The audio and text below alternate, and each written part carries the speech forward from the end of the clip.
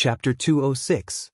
Fighting a group of heroes alone. Tseng Han had experienced hundreds of years of training and had met many people of the same path. He was no longer someone who stuck to conventions. He was very clear that his ray flying needles might not be faster than Zhang Yan's sword ball. If he didn't make the first move, it would be difficult for him to gain the upper hand. Therefore, when he released the needle, it was extremely stealthy, fast and swift. Only a thin, almost undetectable silver thread swept across the surface of the water, making an arc and heading straight for Zhang Yan's back. His Xuanji ray needles were refined from the needles of a divine pine tree in Taihao school. Once it pierced into a cultivator's body, there would be no external injuries, but in a flash, it could shut off the opponent's meridians and cut off their spiritual vigor. This needle was not good at fighting head-on, but it was mainly based on trickery. It was often impossible to guard against. Therefore, Tseng Han's attack this time was deep in the essence of controlling needles. He wanted to succeed in one strike, but just now, when the flying needles were 10 feet away from Zhang Yan, a lightning-like sword light came down and blocked the needles. In a split second, the two collided and created a stream of sparks. They fought in the air for a while before separating. Zhang Yan used his divine sense and the sword ball flew back, turning into a stream of light that danced around him. He sneered in his heart. Not to mention that he had been warned by Xen Chan earlier, even if he wasn't prepared, his sword ball had real consciousness. In times of danger, it would fly out to protect its owner, so how could it be injured by others? Tseng Han saw this and snorted. He knew that his sneak attack had failed, so he simply switched from a covert attack to an open one. He didn't hide his strength anymore. With a point of his finger, a total of 28 Xuanji ray flying needles were released. They turned into flying needles that filled the sky and attacked like rain. It was Zhang Yan's first time fighting with a cultivator who could control flying needles. Seeing that the opponent was coming at him aggressively, he didn't dare to be careless. He smiled slightly and raised his hand to point. His sword orb suddenly trembled and split into 7 dazzling sword lights that flew forward to meet the flying needles. In the blink of an eye, the flying needles collided with each other. The 28 light needles flickered up and down as they suddenly dispersed and converged, and they transformed into numerous silver threads that shuttled back and forth like swimming fish in search of loopholes and flaws as they attempted to bore out of the sword light net. But they were constantly obstructed by the sword lights that seemed like flashing shadows in the sky, causing them to be unable to break out of the sword circle in the end. The two of them fought back and forth, silver rain scattered in the sky, golden light flickered incessantly, long whistling sounds rang out incessantly, in the gloomy twilight, dazzling sparks shot out from time to time. No one knew how many times they had exchanged blows in a split second. Many of the profound light realm cultivators present were shocked when they saw the two fighting so intensely.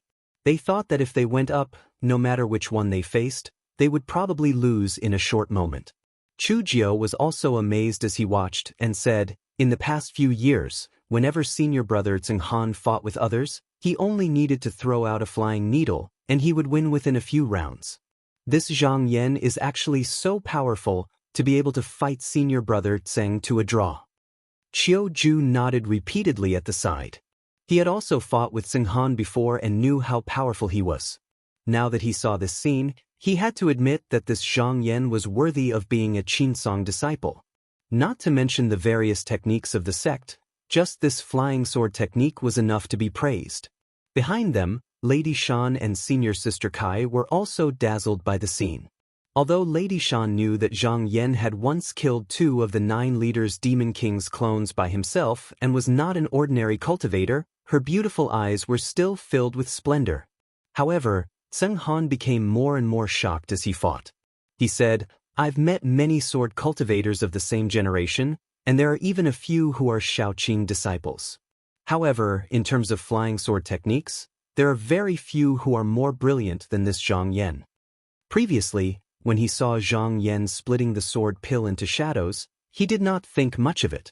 How could someone who could kill Bai Gong Hao from the Chongyue True Temple be so simple?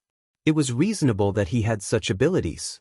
However, when he saw that not only did Zhang Yan's sword move freely, But it was also completely changing according to the opportunity without any fixed rules. He knew that he had underestimated him previously. He was clear in his heart that even though it seemed more brilliant for him to control 28 flying needles at the same time, flying needles were different from sword pellets. They had abandoned the righteous path and focused on the strange path. That was why he could control them more freely. Moreover, even so, he had not reached the stage of controlling every single flying needle at the same time. He was not like Zhang Yan, who could control every single sword beam as he wished. What made him feel worse was that although the two of them seemed to be evenly matched, and it was a stalemate, he knew that sword cultivators were most skilled in flying and evasive attacks. However, he knew that sword cultivators were most skilled in flying and dodging attacks. They stressed upon arriving like a ray of light, leaving like an arrow, invading like fire, and descending like lightning. However, Zhang Yan was standing on the immortal abode without moving. It was obvious that he was at ease, and he was far from using his true abilities. This time, Zhang Yan only split out 7 sword beams to fight. It was not that he was underestimating his opponent, but that he was surrounded by enemies, so he had to leave behind a few to guard against others. Moreover, when his opponent's flying needles attacked, he used clever moves one after another, and every time, he would come at him from an unbelievable angle. It was rare for his opponent to come, so he purposely slowed down his sword moves and secretly observed his opponent's needle techniques to make up for the shortcomings in his sword techniques. Zheng Han was a person with rich battle experience. Although Zhang Yan did it covertly, he gradually realized that something was wrong. Although only a moment had passed, his opponent's sword moves were sharper and smoother than before. In his defense, there were faint counterattacks, but they were all drawn but not released. After a few times, the path of his sword became even more unfathomable, and the pressure in his heart unknowingly increased. Zheng Han knew that it was not good. If they continued to fight like this, when Zhang Yan completely understood the changes in his needle techniques, how could he talk about winning? However, he had a method that could increase the speed of the flying needles by a few times in a short period of time. Although it would not last long, once it was within a few feet, his opponent would have almost no chance of turning the tables. However, after using this method, he would also be exhausted due to the excessive use of spiritual qi. He would not be able to recover for at least a few breaths' time. If he was ambushed at this time, he would not be able to fight back at all. He thought quickly and felt that if he continued to delay, it would be disadvantageous to him. Moreover, he had his senior and junior brothers by his side. Even if there was danger, they would be able to resist. After thinking carefully, he made up his mind. He immediately took a breath of spiritual qi and made a gesture. The 27 flying needles were instantly activated by a spiritual opportunity. Suddenly, they emitted a deep green light, and their speed suddenly increased. They pierced through the sword net and headed towards Zhang Yan. Zhang Yan's eyes flashed. The needles were unusually fast. He might be able to escape in time if he transformed into a sword, but he would definitely be at a disadvantage and pursued. How could he be willing to do that? He immediately laughed coldly. Not only did he not dodge, but he also pointed with his fingers. The 7 sword gleams also turned into long rainbows and flew towards Zheng Han. Seeing that Zhang Yan actually used such a life-risking method, Zheng Han was shocked. The flying needles were about to hit Zhang Yan. If he stopped now, wouldn't all his previous efforts be in vain? However, if he maintained the momentum of the needles, although he could stab Zhang Yan to death, if he allowed the 7 sword gleams to hit him, he would definitely die. At this moment, his mind was filled with thoughts. In the end, he did not dare to gamble with his life. He hurriedly recalled the flying needles and blocked the sword path. However, this was a hasty action after all. Hence, one of the sword gleams missed and arrived in front of him in the blink of an eye. Zheng Han was about to take out the 10-feet-long relic Zoisha in his hand, but he suddenly felt his body weaken. Seeing the cold gleam slashing towards his neck, he was instantly scared out of his wits. He thought that he would not be able to escape. However, at this moment, Zhang Yan suddenly felt a gray gleam fly over his head. The purple light in his ancestral aperture pulsated as if it was about to fly out. He suddenly looked up and shouted, "Which scoundrel is it?" Get out here. He pointed his finger, and with a flash of brilliance, he slashed at an empty space. There was a disturbance in the air, and two saber gleams, one black and one white, flew up and blocked the sword gleam. The person inside the pill could no longer hide and was revealed. Shen Minggu's expression was unsightly. Just now, he had seen the two of them fight to the death, so he had used the Yin slaughtering saber to kill Zhang Yan and then Ensing Han's life. His timing was not bad, and his judgment was accurate. However, he never expected that the killer shady saber would only fly around the top of Zhang Yan's head, and as if it was afraid of something, it turned back. When he wanted to activate it again, he simply ignored him, causing Zhang Yan to be able to detect his presence. However, with his interference, Zheng Han managed to escape. The sword light deviated slightly and only left a small wound on his shoulder. Although it was bleeding profusely, he was still alive. He hurriedly left the battlefield and took out a medicinal pill to consume. Zhang Yan glanced at the two flying sabers and said, "I was wondering who was hiding like this." So it was a disciple of Chongyue Zhenguan.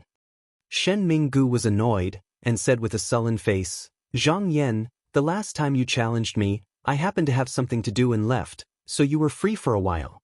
Today, I will definitely let you know the power of my origin-leaving flying saber." "Oh, you are that Shen Minggu?" Zhang Yan said coldly, "Since you want to fight, why hide? Just attack." Shen Minggu thought, the killer shady saber actually refused to kill this person, there must be something strange about him. However, even if I don't use this saber, do you think I'm afraid of him? He stood up and leaped into the air, and with a loud shout, a ray of light shot out from the top of his head. Above him were 12 origin-leaving yang sabers, and below them were 12 origin-leaving yin sabers. All of them were like rays of qi, swallowing and spitting out light. They moved and circled within the light, flickering. He shook his sleeves, like a general ordering his troops. The 24 origin-leaving yin flying sabers immediately gathered into 4 groups, and divided into 6 groups. They were spread out over 300 feet in all directions. Only then did he cast a spell and slash down. After Zhang Yan received the yin-yang flying saber technique, although he did not practice it, he knew quite a lot about the variations of the saber's power. Later on, he observed Su Qiuo's fight, so he already had a good grasp of the technique. He let out a long laugh, and with a flick of his sleeves, the sword light shook and turned into 7 rays of light that swept up. Shen Minggu and Zhang Yan fought for a few rounds, but suddenly felt that something was wrong. He had been watching the battle for a long time, and could clearly see that Zhang Yan's sword path was a steady and defensive one. Thus, he had already thought of a way to deal with it. However, the opponent's sword path had suddenly become incomparably sharp, and it was very different from stone. He felt that every strike of the opponent seemed to be aimed at his vital points, purposely taking advantage of the gaps and slashing at places that were extremely uncomfortable for him. From the beginning, he was forced to the point that his hands and feet were tied, and he could not use his saber's power. However, Zhang Yan did not let him go. Seeing that the sword's power had been channeled to the extreme, the 7 rays of sword light were overbearing, constantly attacking, and not giving his opponent a chance to fight back. Shen Minggu's judgment was wrong, and he lost one move and fell into a disadvantageous position. At first, he seemed to be able to exchange blows with Zhang Yan, and the saber light was gradually compressed to a few feet, and he was barely able to maintain his order. However, everyone could see that he would be defeated sooner or later. This scene shocked everyone present. Shen Minggu was famous in the East Sea, and even Ensing Han from Chongyuezhen Temple did not dare to say that he could win. Who would have thought that in a short while he would be beaten to such a sorry state by Zhang Yan, and could only defend himself? However, Shen Minggu also had his own difficulties. It was not that he was inferior to Zhang Yan by too much, but in a battle between experts like them, even the slightest flaw would be caught by the opponent, and if he did not use his magical weapon, it would be very difficult for him to turn the tables. After Ensing Han took the medicinal pill, he sat on the Bao Zhiji and adjusted his breathing a few times. His wounds had recovered, and his qi flow had also stabilized. Only then did he stand up. He looked up and saw that Shen Minggu was clenching his teeth and holding on, as if he was about to lose. His eyes narrowed, and a strange smile appeared at the corner of his mouth. With a flick of his finger, a flying needle flew towards Zhang Yan's back. This move of his was not to help Shen Minggu. With his insight, he could naturally see the real reason why Shen Minggu was being suppressed. Therefore, he only needed to slightly restrain Zhang Yan. Once Shen Minggu recovered his breath, he would be able to reverse the situation, and the two of them would definitely fight even more intensely, allowing him to reap the benefits. Who would have guessed that Zhang Yan did not pay any attention to him? The sword in his hand did not change at all, and he only used the mysterious contract with the spirit, allowing the flying needle to pierce his body. However, the needle seemed to have encountered a layer of sturdy material and could not pierce through. Zheng Han's heart shook, and he hurriedly withdrew the flying needle. Seeing that there were no traces of blood on the tip of the needle, he was shocked and suspicious. He thought to himself, could it be that this Zhang Yan has a protective treasure on him? His eyes flickered, and he thought to himself, today, I have already offended this person. If I don't get rid of him, he will become a great enemy of mine in the future. He was also a decisive person, and thinking to this point, he no longer hesitated. With a shout, he jumped back into the battle, controlled the flying needle, and once again attacked Zhang Yan. Shen Minggu could not help but be overjoyed. Even though he did not know why the opponent wanted to save him, he was at the end of his rope, and if he did not retrieve a treasure, it would be difficult for him to resist. But Zhang Yan's attacks were like a tidal wave. How would he have time to retrieve a treasure? In moments of crisis like this, it was easy to see the difference between a treasure with a true consciousness and a normal treasure. Once the treasure felt that its owner's life was in danger, it would automatically come out to protect its owner. Originally, with the killer shade blade, Shen Minggu was not afraid. But now, for some reason, the blade was not moving, and he felt that his life would be in danger. Now that Zheng Han had arrived, he saw a glimmer of hope. If he put in more effort, there was a high chance that he could join forces and kill Zhang Yan. Thinking to this point, he immediately became spirited, and was about to raise his blade again. Unexpectedly, Zhang Yan pointed his finger, and the 7 swords vibrated. Suddenly, 7 more swords split into 7 swords, and they went to meet Zheng Han. Shen Minggu, who had just shown signs of a counterattack, was suppressed by him in the blink of an eye. This Zhang Yan, he can split into 14 swords in one breath. At this moment, not only the people present, but even Zheng Han and Shen Minggu were also shocked. Zhang Yan had just fought with Zheng Han for a while, and he was already familiar with the changes. Now, there was no need for him to hold back. With a push of his mind, the 7 swords flashed, and in just a moment, Zheng Han was sweating profusely. When Zheng Han saw that he was fighting against 2 people alone, and not only was he not at a disadvantage, but he was also suppressing the 2 of them, he was even more fearful of him. He looked around and saw that there were no less than 100 disciples from the Wudong Spiritual Palace and the Nanhua sect surrounding them, and there were more than 1,000 wandering cultivators and unaffiliated sects watching the battle. His heart moved, and he shouted, "Fellow Taoists, why are you sitting at the side and watching? This person has the decree of the immortal palace. Whoever takes him down will get this immortal abode." Chu Jiao and Qiu Ju looked at each other and immediately jumped into the battlefield. The disciples of the Wudong Spiritual Palace and the Nanhua sect also came to their senses and joined the battle. With someone taking the lead, the other cultivators watching the battle also seemed to see an advantage. Immediately, dozens of people took out the flying swords in their hands and attacked together. Zhang Yan saw all kinds of lights rising and falling on the surface of the sea, and the spirit qi was like a tide that rolled over like a raging wave, causing his robe to flutter. Facing this fierce attack, not only was he not afraid, but the fighting spirit in his heart was also aroused. He let out a long howl that could stop the clouds, and he shook the sword pellet open. In an instant, 16 brilliant swords flashed up into the sky.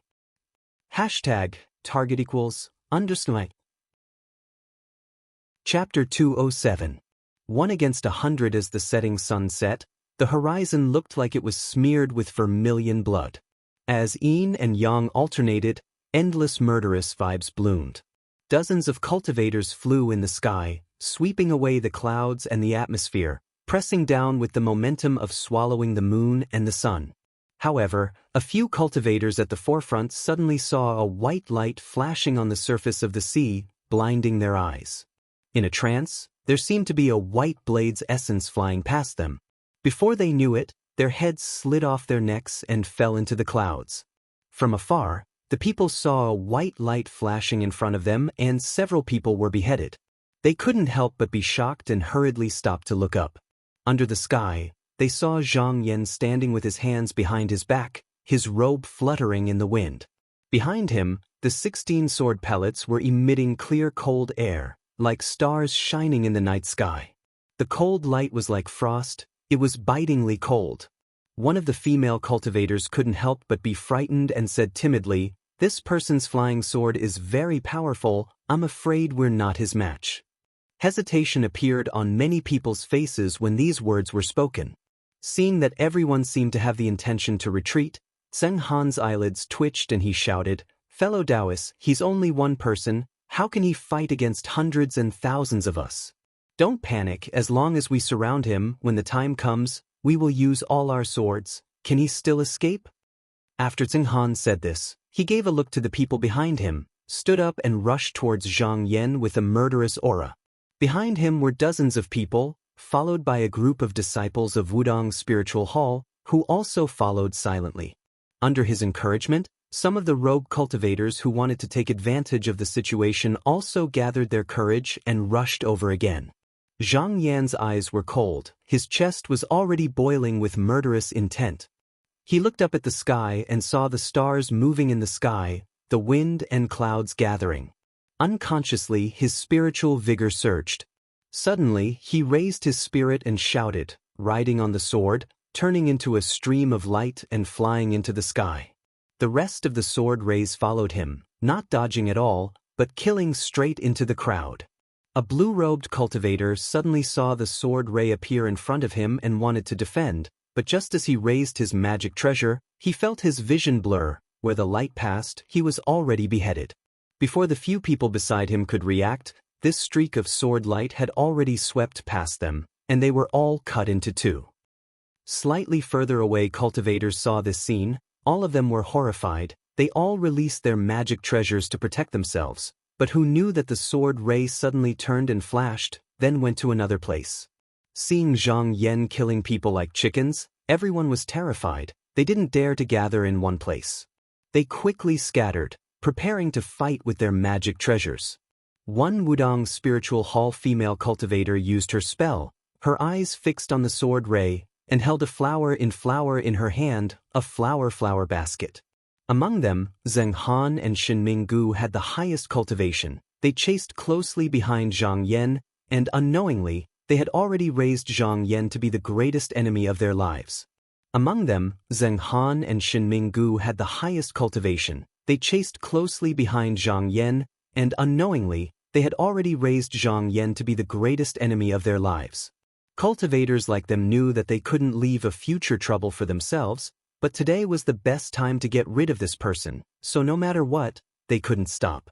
But Zhang Yan used the sword ray to come and go, avoiding the strong and attacking the weak. He didn't tangle with them at all, and only targeted the cultivators with weaker cultivation.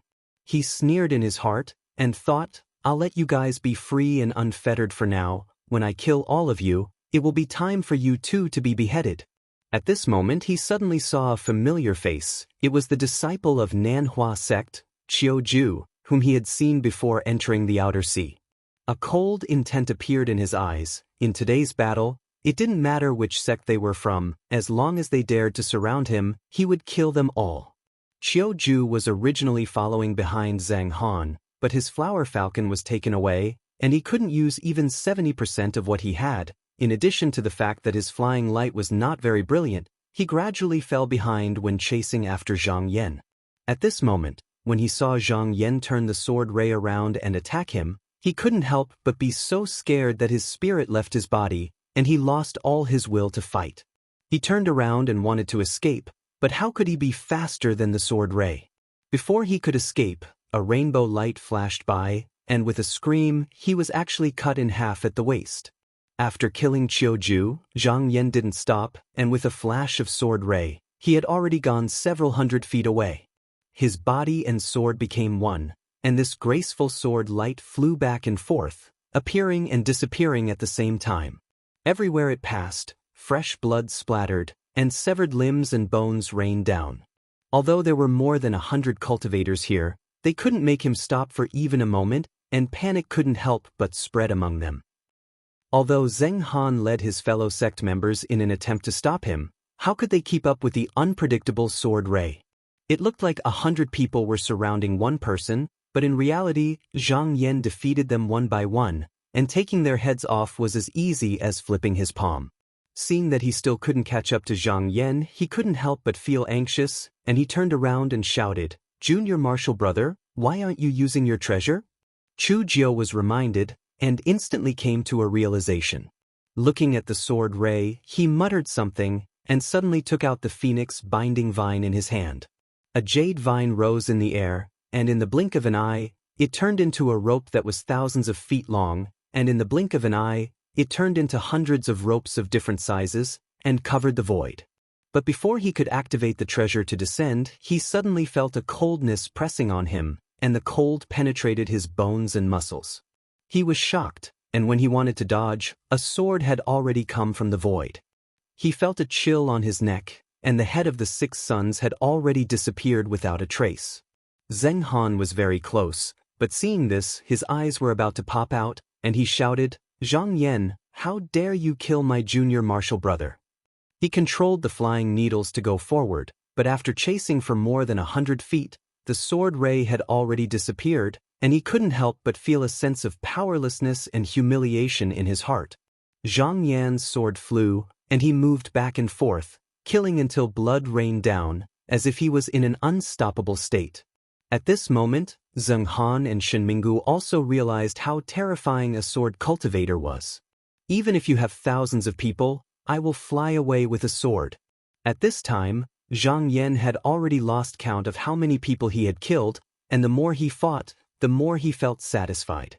Qi flowed through his chest, and he could not help but let out a long, clear cry that resounded through the heaven and earth, and he chanted, "A lone star falls on the wilderness, shooting Qi into the sky, a sword that has been tempered 100 times, stirring up the cold of the heavens."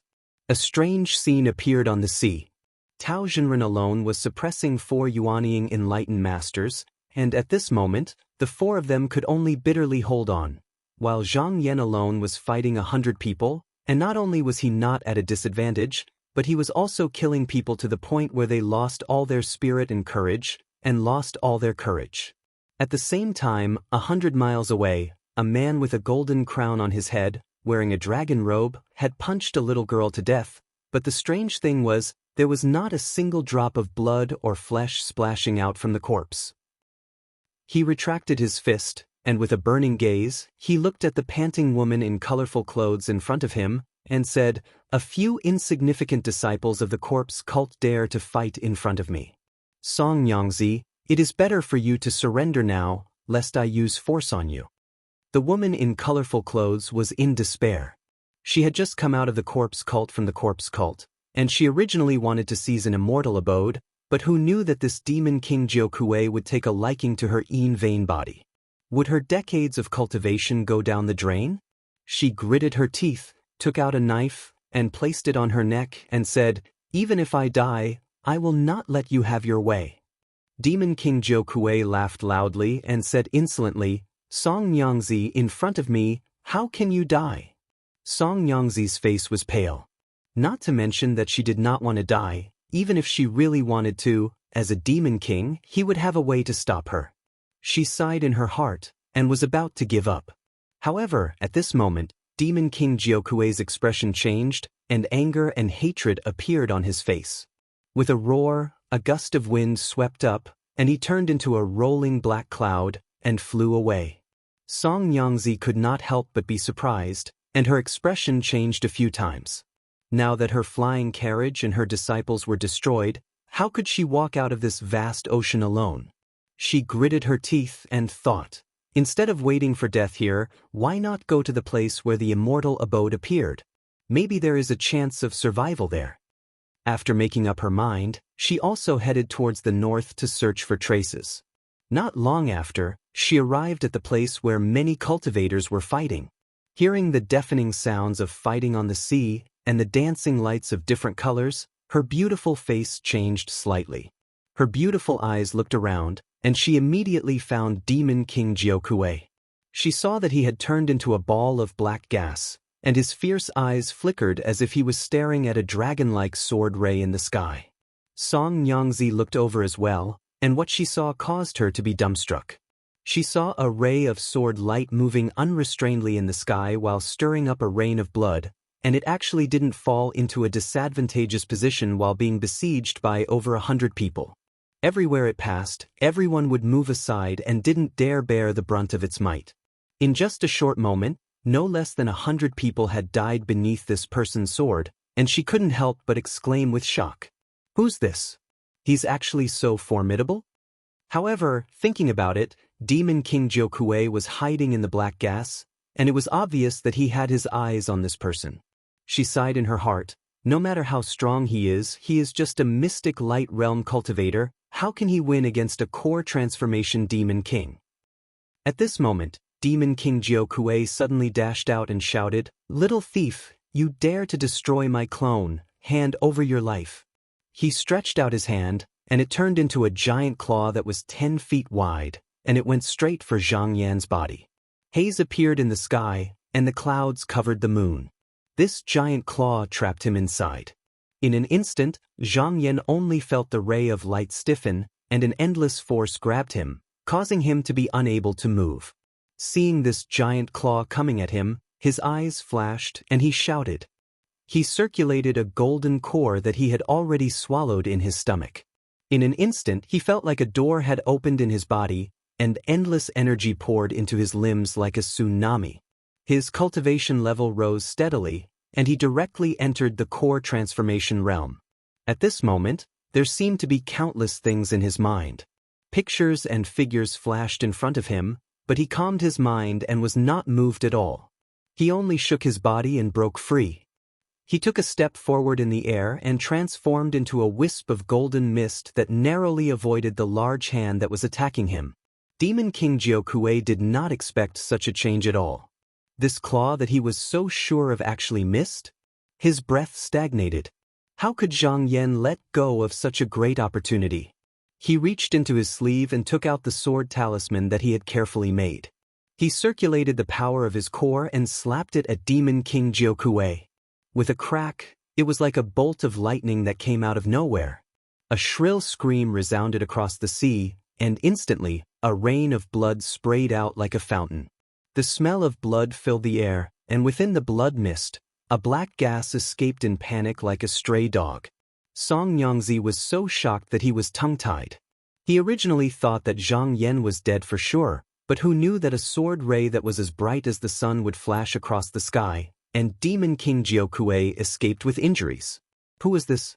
He was clearly a mystic light realm cultivator, but he could actually injure Demon King Jiokue with one sword strike? Even Shen Minggu and Zheng Han felt that something was wrong when they saw this scene, and the thought of retreating sprouted in their hearts. Just as Shen Minggu had this thought, he suddenly felt a shiver run down his spine. Looking up, he saw that not far in front of him, Zhang Yan had stepped out of the smoke that had yet to dissipate. In his shock, he quickly retreated. At the same time, he raised his hand and the 24 Li origin yin-yang flying daggers slashed down. Mockery appeared in Zhang Yan's eyes. He casually slapped and actually smacked away all the flying daggers in front of him. When Shen Minggu saw this, he was so frightened that his soul almost left his body. How could he still be in the mood to fight? He used all his strength to flee, but who would have thought that a wisp of smoke would catch up to him in the blink of an eye? With a sneer on his face, Zhang Yan stepped forward and grabbed Shen Minggu's neck, lifting him up like a little chick. He exerted some strength in his hand, and with a "kacha" sound, Shen Minggu's neck was broken. With a casual wave of his hand, a murderous aura rolled out, incinerating Shen Minggu's body and origin spirit. With a wave of his hand, Zhang Xian stowed the other party's pouch away before turning around to chase after Zheng Han. #target =_. Chapter 208. Seng Han's reaction was extremely fast. Once he sensed that the situation was not right, he immediately flew away, not caring about the life and death of his fellow sect members. No pop-up window chi in his mind, as long as he could preserve his life, he had the right to think about other things.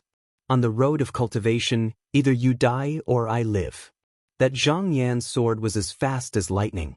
If he was slightly slower, he would have died under the sword. If his fellow sect members stayed behind, they might have been able to delay him for a while. When he returned to the sea boat with the protection of the array, he naturally wouldn't have to worry about Zhang Yan finding trouble with him.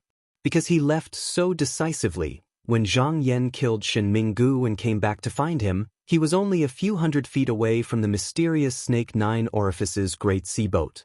Seeing that he would be able to reach the sea boat in a moment, Seng Han couldn't help but reveal a look of joy. He thought hatefully, this Zhang Yan is so cruel. So many fellow sect members died in his hands. Now that I'm not his opponent, when I return to the sect and finish condensing my core, I'll come back for the face I lost today. However, at this moment, he suddenly saw a golden ray of light coming from the heavens, blocking in front of him.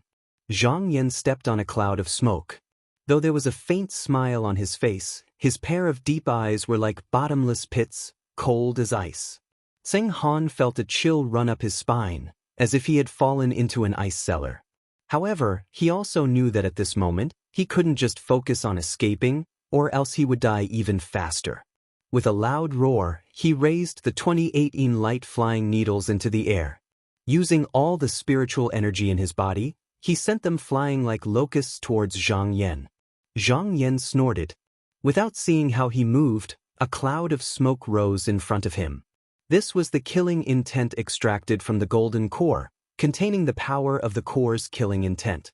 When the flying needles were blocked by it, most of them were swept to the side. Occasionally, 1 or 2 strands of baleful qi would penetrate through, but they were like arrows at the end of their flight, and when they struck Zhang Yan's forehead, only clanging sounds could be heard as golden flames shot out, but he seemed as if he didn't notice it at all, and not even a trace of it was left behind. Seng Han was shocked, and his eyes were filled with panic. Zhang Yan casually took a step forward, raised his hand and waved. A gust of golden smoke rolled toward Seng Han. Seng Han felt his scalp go numb. He quickly retreated and hurriedly threw the Ganoderma in his hand into the air. This Ganoderma was naturally born and grew from the earth. It was only a branch and leaf of a spiritual vein on Taihao Mountain. It did not need to be refined to possess its own spirituality. At this moment, it flew up and opened its spiritual cover to block the smoke that was like a ball of fire outside. But Seng Han also knew that this was only a temporary measure. Even if he could block it once or twice, could he block it 3 or 4 times? Seeing that he no longer had a chance to board the ship, he couldn't help but break out in cold sweat. However, he had cultivated for 100 years, so he wasn't as flustered as Shen Minggu. With just a thought, an idea flashed through his mind, and he had a plan to escape. Putting aside the fact that Zhang Yan's cultivation had suddenly increased for some unknown reason, even with his original speed, he knew that he could not outrun Zhang Yan on the surface of the sea. At this moment, there was only one place to go. He took out a black jade talisman from his sleeve. There was a picture of rippling waves on it. This was the Sea Mausoleum goldfish talisman that Qiu Daoren had given him. It could be used to summon the spirits of fish and turtles to cross the sea. He threw this talisman into the sea. In a flash, there was a spiritual light that penetrated through the waves. A 10-feet-long koi leaped out of the sea and swallowed him. Then, it shook its head and swayed its tail, diving into the water. When Zhang Yan saw this, a mocking expression appeared on his face. He laughed and said, "Wandering soul in the bottom of the cauldron, you still dare to fight like a cornered beast?" He shouted and raised his hand to form a spell. The 3 elements mixed water banner flew out. He held it in his hand and waved it. In an instant, the sound of waves became more rapid and white foam surged. A whirlpool of unknown depth suddenly appeared on the surface of the sea. The koi was originally swimming in the sea, but it was suddenly pulled by a violent whirlpool. This fish was formed from the spirit, so how could it resist? It only struggled for a moment before disappearing without a trace.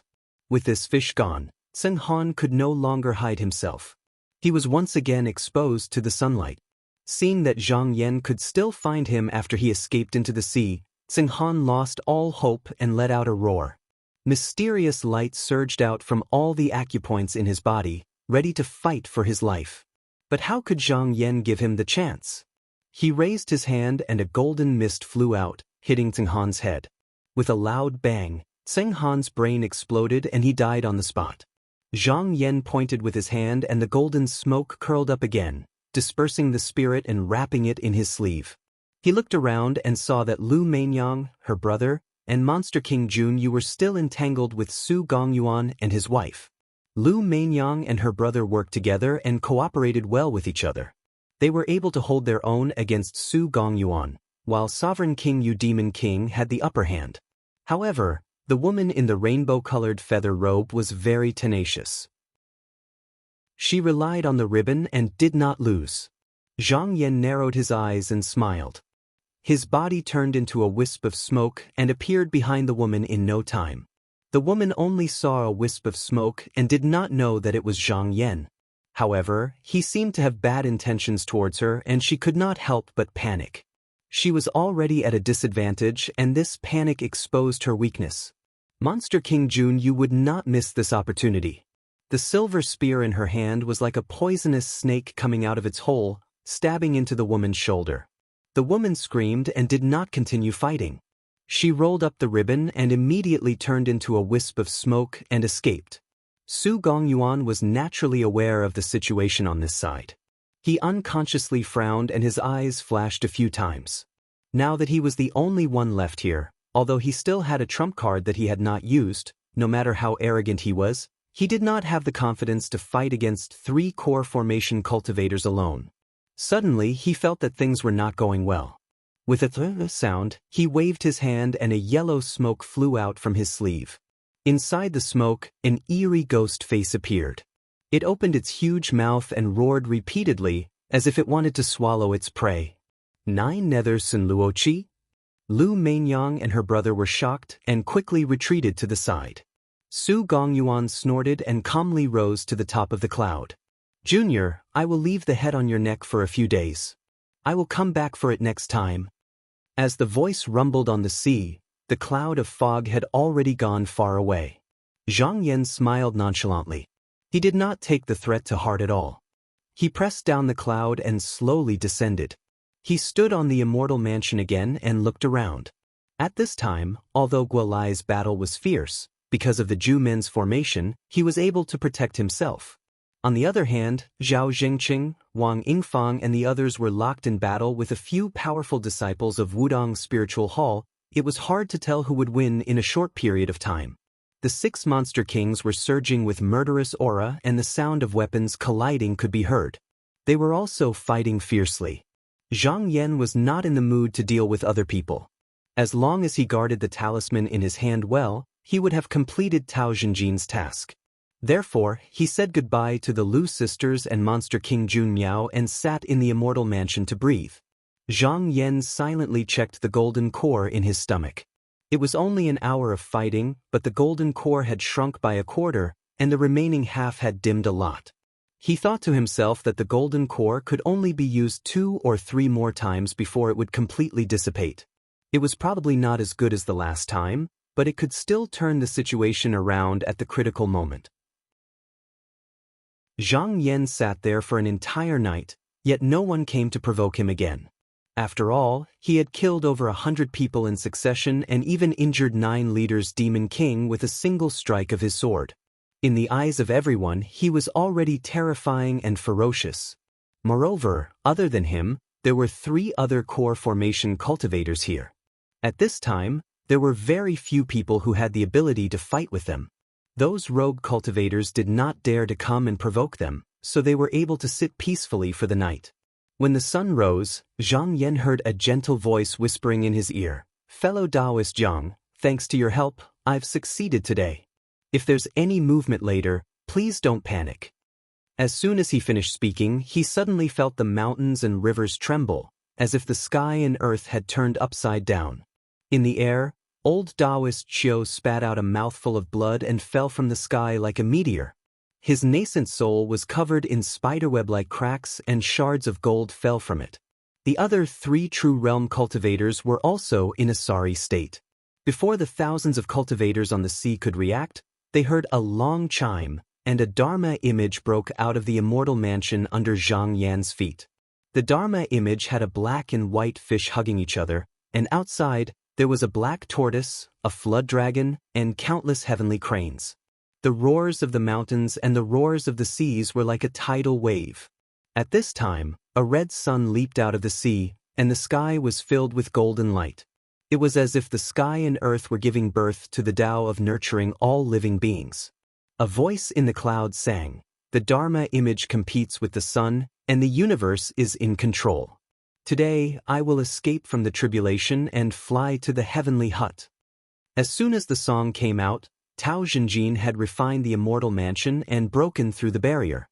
He had escaped from the tribulation and stepped into the realm of heavenly abode true cultivator.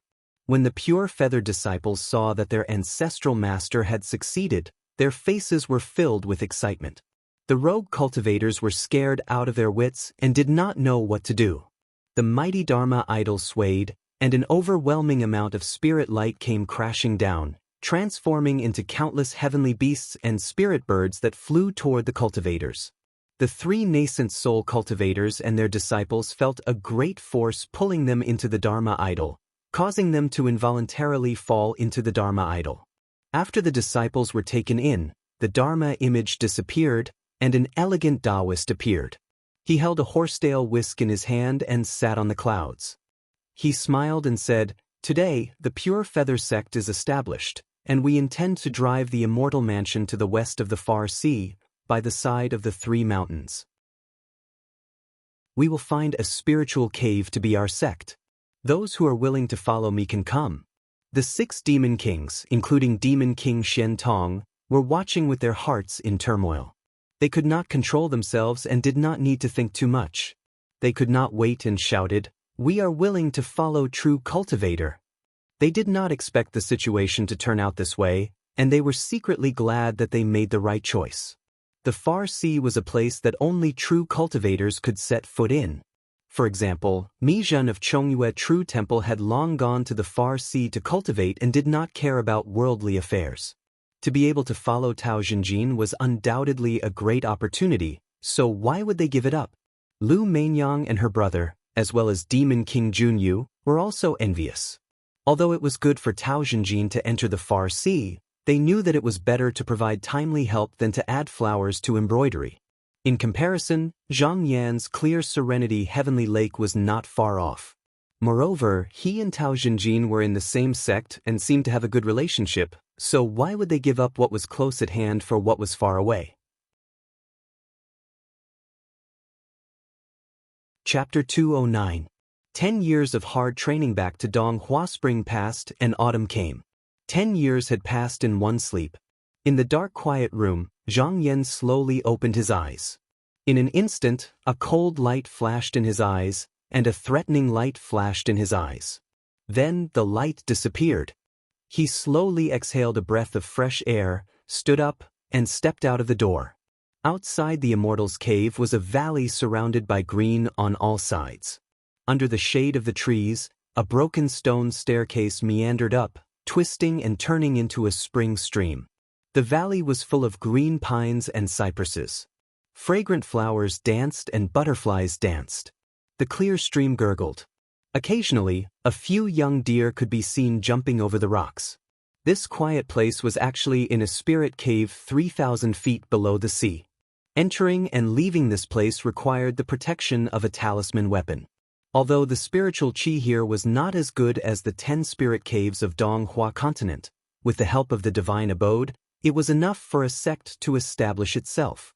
In the battle for the divine abode 10 years ago, the Nanhua sect, Taihao school, and many elders and disciples of the Wudong Spirit Temple were all captured by Tao Zhenren. None of them managed to escape. However, there were many wandering cultivators watching. It did not take long for the news to spread throughout the East Sea, and the repercussions were endless. especially Chongyue True Temple. When they heard that their direct disciple, Shinmingu, had been killed by Zhang Yan, they had once sent out powerful cultivators to search the outer seas. However, because Tao Jinren had used the power of the Purple Jade Divine Abode to move the Clear Feather sect to the distant seas, Zhang Yan had gone with him, so they returned without success. After hearing this, Chongyue True Temple did not give up for many years. They often sent cultivators to patrol the sea to search for traces of Zhang Yan. Those who were observant would be able to see that it was absolutely impossible for him to do such a thing for a mere heir disciple. However, even though there were many guesses, no one was able to see the true reason, and only Zhang Yan was clearly aware of it. After the Clear Feather sect was established here, Zhang Yan sent over a dozen elixir recipes as a sect opening gift. 1 or 2 of them were extremely rare. Now that the Clear Feather sect was about to be established, there were many areas where it was lacking. These pill formulas were enough to help the sect extend its lifespan for 1,000 years, so this gift was extremely valuable. After Perfected Tao saw it, he immediately invited Zhang Yan to the monastery to lecture for several months. Zhenren Tao was from the Shenmen sect and had inherited the ancient immortals. Zhang Yan could take this opportunity to ask him for advice. Whenever he had any questions, Spiritual Master Tao would gladly answer and patiently guide him without hiding anything. He even reminded him that if he wanted to go to the next level during the core formation stage, there was no need to rush to break through to the next realm. Instead, he had to build a solid foundation. Every time he had a question, Tao Jinren would answer him happily and patiently. He didn't hide anything and even reminded him that if he wanted to reach a higher level when he condensed his core, he didn't have to rush to break through to the next realm. Instead, he had to stabilize his foundation. It could be said that he used 10 years to sort out everything he had learned from beginning to end. He understood many questions that he hadn't been able to solve before. With the guidance of an expert, he had a feeling that everything was clear in front of him. His gains could be said to be huge. However, it was time to leave now. Zhang Yan leisurely looked at the scenery on the mountain path. He walked forward slowly and unknowingly he reached the end of the stone steps. He raised his head and saw a huge blue stone lying in front of him. Just as he was about to fly past it, a thought flashed through his mind and he let out a shout. A large yellow hand flew out from the top of the door and swelled to 100 feet in size. It grabbed downwards and with a muffled sound, the boulder was crushed to pieces. Zhang Yan smiled faintly. He shook his shoulder and retracted his hand. Tao Jinren had promised that if Zhang Yan was willing to help him, he would not only ask Zhang Yan to be the Clear Feather sect's guest elder but also to do 3 things for him. He could also learn one of the Clear Feather sect's techniques. At that time, he had chosen the mysterious yellow dragon capturing hand. When the disciples of Clear Feather sect practiced this incantation, they all used the interpretation that enlightened Master Tao had deciphered. However, Zhang Yan had directly asked for the eroded text original book to read. When he turned around and looked at the Tao book that enlightened Master Tao had deciphered, he unconsciously had a new understanding. These past few years, he had been practicing non-stop and could be considered to have made some small achievements. The reason why he chose this technique was not only because it could move mountains and move seas when practiced to a high level, but also because it required the earth essence qi of the 5 elements, which was one of the 5 elements he needed to collect. Tao Jinren had a treasure called the Yuankuan Earth Essence. This treasure could produce Earth Essence Qi, which was used to open up islands and open up lands. The mysterious Spirit Island relied on this treasure to gather and form. This treasure was controlled by the 4 disciples of Tao Jinren, who took turns to control it. Zhang Yan used the excuse of practicing the mysterious yellow dragon capturing hand to obtain a lot of Earth Essence Qi from Guolai. One had to know that Earth was the mother of the 5 elements, and water was the source of the 5 elements. With these 2 elements, one could begin to practice the 5 elements' mysterious true light. However, when he really started to practice this technique, he felt that it was extremely difficult. Not to mention the complexity of the mysterious true light, even the inscriptions used were extremely difficult to decipher. Every step required him to use the broken jade to deduce it repeatedly. More often than not, when he thought that he had completely understood it, he would feel that he had gone down the wrong path while practicing in the jade, and he would need to start all over again. Over and over again, he spent 3 years deciphering the inscriptions, and then used 7 years to practice the water element true light. Even now, he only had a basic understanding of the technique, which showed how difficult it was to practice this technique. He was also very emotional. Fortunately, he was practicing the orthodox Shenmen. If he was a rogue cultivator, without a Shenmen technique as a foundation, he would not be able to practice this technique, even with the help of a powerful cultivator.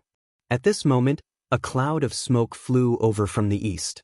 After seeing him, it landed, and a loud laugh came, saying, "Brother Zhang, my master said that you will return to Donghua continent today, and it seems that is the case.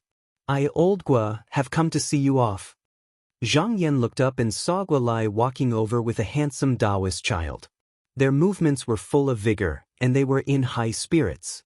He smiled and said, "Long time no see, Taoist brother Gua, your cultivation has improved again." Gualai grinned and said, "Heh, it is all thanks to junior brother Zhang's Dan water that I have today's good fortune." 10 years ago, Zhang Yan used the 7 leaves true truth grass to make a bottle of Dan water, and Gualai was able to completely refine the small golden elixir. These few years, he had been recuperating and finally succeeded in condensing the elixir again 2 years ago. According to common sense, Gualai's elixir should at most be of the lower 3 grades. Luckily, he had the help of Tao Zhenren's internal energy, and his own foundation was strong. In the end, he accidentally became a 6th grade elixir, which was a blessing from the heavens, and there was still hope for him to achieve Taoism in the future. The path of cultivation is slow. Why do you have to talk about it every day? Let's not talk about it, let's not talk about it. Gualai pulled the little Taoist child beside him over and said proudly, "Come, junior brother Zhang, I Old Gua, have also accepted a disciple. What do you think?" Zhang Yan had already noticed this Taoist boy who looked like a tiger. Now that he looked at him a few more times, he nodded and said, "Unpolished gold and unpolished jade. If he were to be sculpted properly, Clear Feather Sect would definitely gain another handsome talent."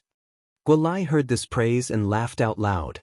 He glared at his Taoist child and said, "What are you waiting for?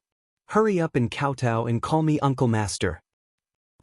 The Taoist child seemed to be quite afraid of Gualai. He knelt down and kowtowed a few times to Zhang Yan. Zhang Yan smiled and said, "Today I had a divination, but it said that I'm going to lose money. I didn't understand what it meant at first, but now I know it's because of Taoist brother Gua's disciple." Gualai chuckled and said, "Old brother Zhang, who doesn't know that you have a lot of good stuff in this cave of yours? Teaching a disciple costs a lot, and I, Old Gua, have been living alone for hundreds of years. I don't have much money, so I can only be thick-skinned and come here to beg you." Because they knew that Zhang Yan was an expert in alchemy, even the demon kings who were elders in the sect were polite to him, not daring to slight him. Every few days, they would send him a lot of rare treasures from overseas, so everyone knew that he had a lot of good stuff. Zhang Yan thought for a moment, took out a bottle of pills from his sleeve, and stuffed it into the Taoist child's hand. Gualai's expression turned serious, and he cupped his hands at Zhang Yan. Although he didn't know what it was, he knew that any pill Zhang Yan gave him was not ordinary. Even though he came here to freeload, if Zhang Yan's disciple came to him in the future, he naturally wouldn't be able to refuse. He couldn't help but sigh and say, "Old brother Zhang, I also have a lot of things for condensing pills on Clear Feather Island. If it wasn't for Master saying not to hinder your opportunity, I really would have given you some." Zhang Yan smiled and said, "Taoist brother Gua, there's no need to be so polite. When Demon King Lu and his brother and Demon King Jing come out of seclusion, please pass on a message for me. In the future, when I return to the mountain after condensing pills, I'll naturally invite the 3 of them to my heavenly lake of clear nether." Gualai patted his chest and said, "Don't worry, Taoist brother. We will definitely pass on the message." Lu Mainyang and Jun Yueyao were demon kings. Although they had followed Zhang Yan to the far sea, they were unwilling to accept the position of elders in Clear Feather Sect. Tao Zhenren naturally understood their intentions, so he specially summoned the 3 of them to give them some pointers. The three of them also knew that this opportunity was because of Zhang Yan, and they were even more determined in their previous thoughts. However, at the moment, their techniques had not been completed, and they were still cultivating in seclusion. Guolai took out a talisman from his sleeve and handed it to Zhang Yan. He said, "This is a talisman given to you by Master. It can help you get out of the far sea and back to the Donghua continent. You won't have to worry about anyone finding trouble with you." Zhang Yan reached out and took it. He thought for a moment, then said, "After I leave, I'll have to trouble Taoist brother Guo to take care of Gu Chu for me." After Gu Chu successfully opened her meridians in Swan Goose Temple, another technique appeared on the jade scroll. That day, Pu Yuzi had said that after opening her meridians, he would no longer need to look after this disciple. So, Zhang Yan simply left her in Clear Feather Sect. As for what happened after that, it had nothing to do with him. Guolai chuckled and said, "These few days, I've already brought that little girl over to live with my disciple. The two of them are about the same age, so they can be companions. Brother, you don't have to worry." Zhang Yan smiled and gave Guolai a meaningful look. He had only told Guolai that this Gu Chu was Pu Yuzi's direct disciple. Heaven-mending Pavilion's path of artifact forging was unparalleled in the world, so how could he not know what Guolai was planning? This Gu Chu was already in her early 20s, while Guolai's disciple was only 7 or 8 years old. To say that they were about the same age was pure nonsense. He was probably eyeing Pu Yuzi's wealth. However, he did not expose him. Instead, he smiled and nodded. "Since that's the case, Taoist brother Guo, I will take my leave." Guolai solemnly cupped his hands and bowed. "Brother Zhang, take care." Zhang Yan let out a long and clear laugh and rose into the air. He actually left as soon as he said he would. For a cultivator like him, his lifespan was long and his heart was unfettered. Naturally, he could come and go without any worries. As soon as he left the immortal manor, he slapped away the talisman that Tao Xunren had given him and protected himself. A ray of golden light rode the waves and returned to the East Flower continent. #target=_.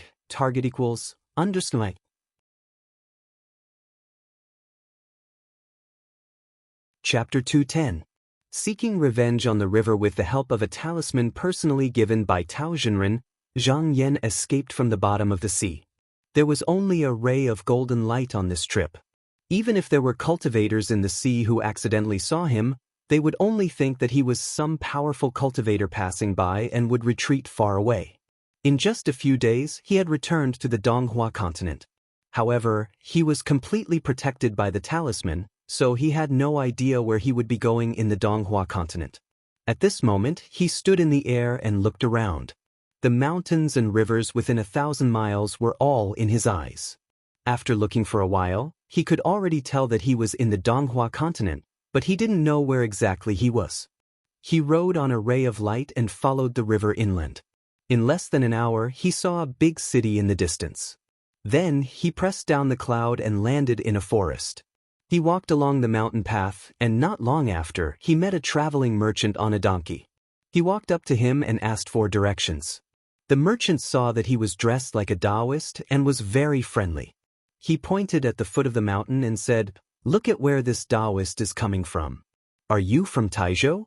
Look, after passing that boundary stone, go east along the river for another 50 miles, and you will reach the city of Linzhou under the rule of Kangqing Commandery." Zhang Yan was born into a family of officials in the Wei dynasty, and he had read geography before. When he heard this, he knew that he was in the territory of the great Liang dynasty. Linzhou of Kangqing Commandery? He thought about it and couldn't help but smile. The reason why he came here was probably not without reason. If he was not wrong, it should be the deliberate arrangement of that Tao Xunren. Tao Xunren once told him that there was a Taoist temple outside of Kangqing Commandery of the Liang dynasty called Baofeng Temple. When the temple master was young, he ate a spiritual herb by mistake and almost lost his life. Fortunately, Tao Xunren passed by and saved him. He even took him in as a registered disciple. Counting the days, it had been more than 100 years since then. Now that the Clear Feather sect was established overseas, and Zhang Yan was also a guest elder in the sect, Tao Jinren probably wanted to use him to test this person to see if he could be accepted into the inner sect and strengthen the Clear Feather sect. Zhang Yan understood this and smiled faintly. After bidding farewell to the woodcutter, he was about to get up and fly away when he suddenly had a sudden impulse, as if there was something he was worried about here. He was slightly surprised and hurriedly made a divination with his fingers. He couldn't help but smile. So there's a karma that hasn't been settled, and it's going to be settled here today. He shook his hand, and a small python rolled out of his sleeve. Zhang Pan, a Taoist boy. The small python rolled on the ground and transformed into an ugly Taoist child. It stood up and said in a muffled voice, "Master, do you like my transformation?"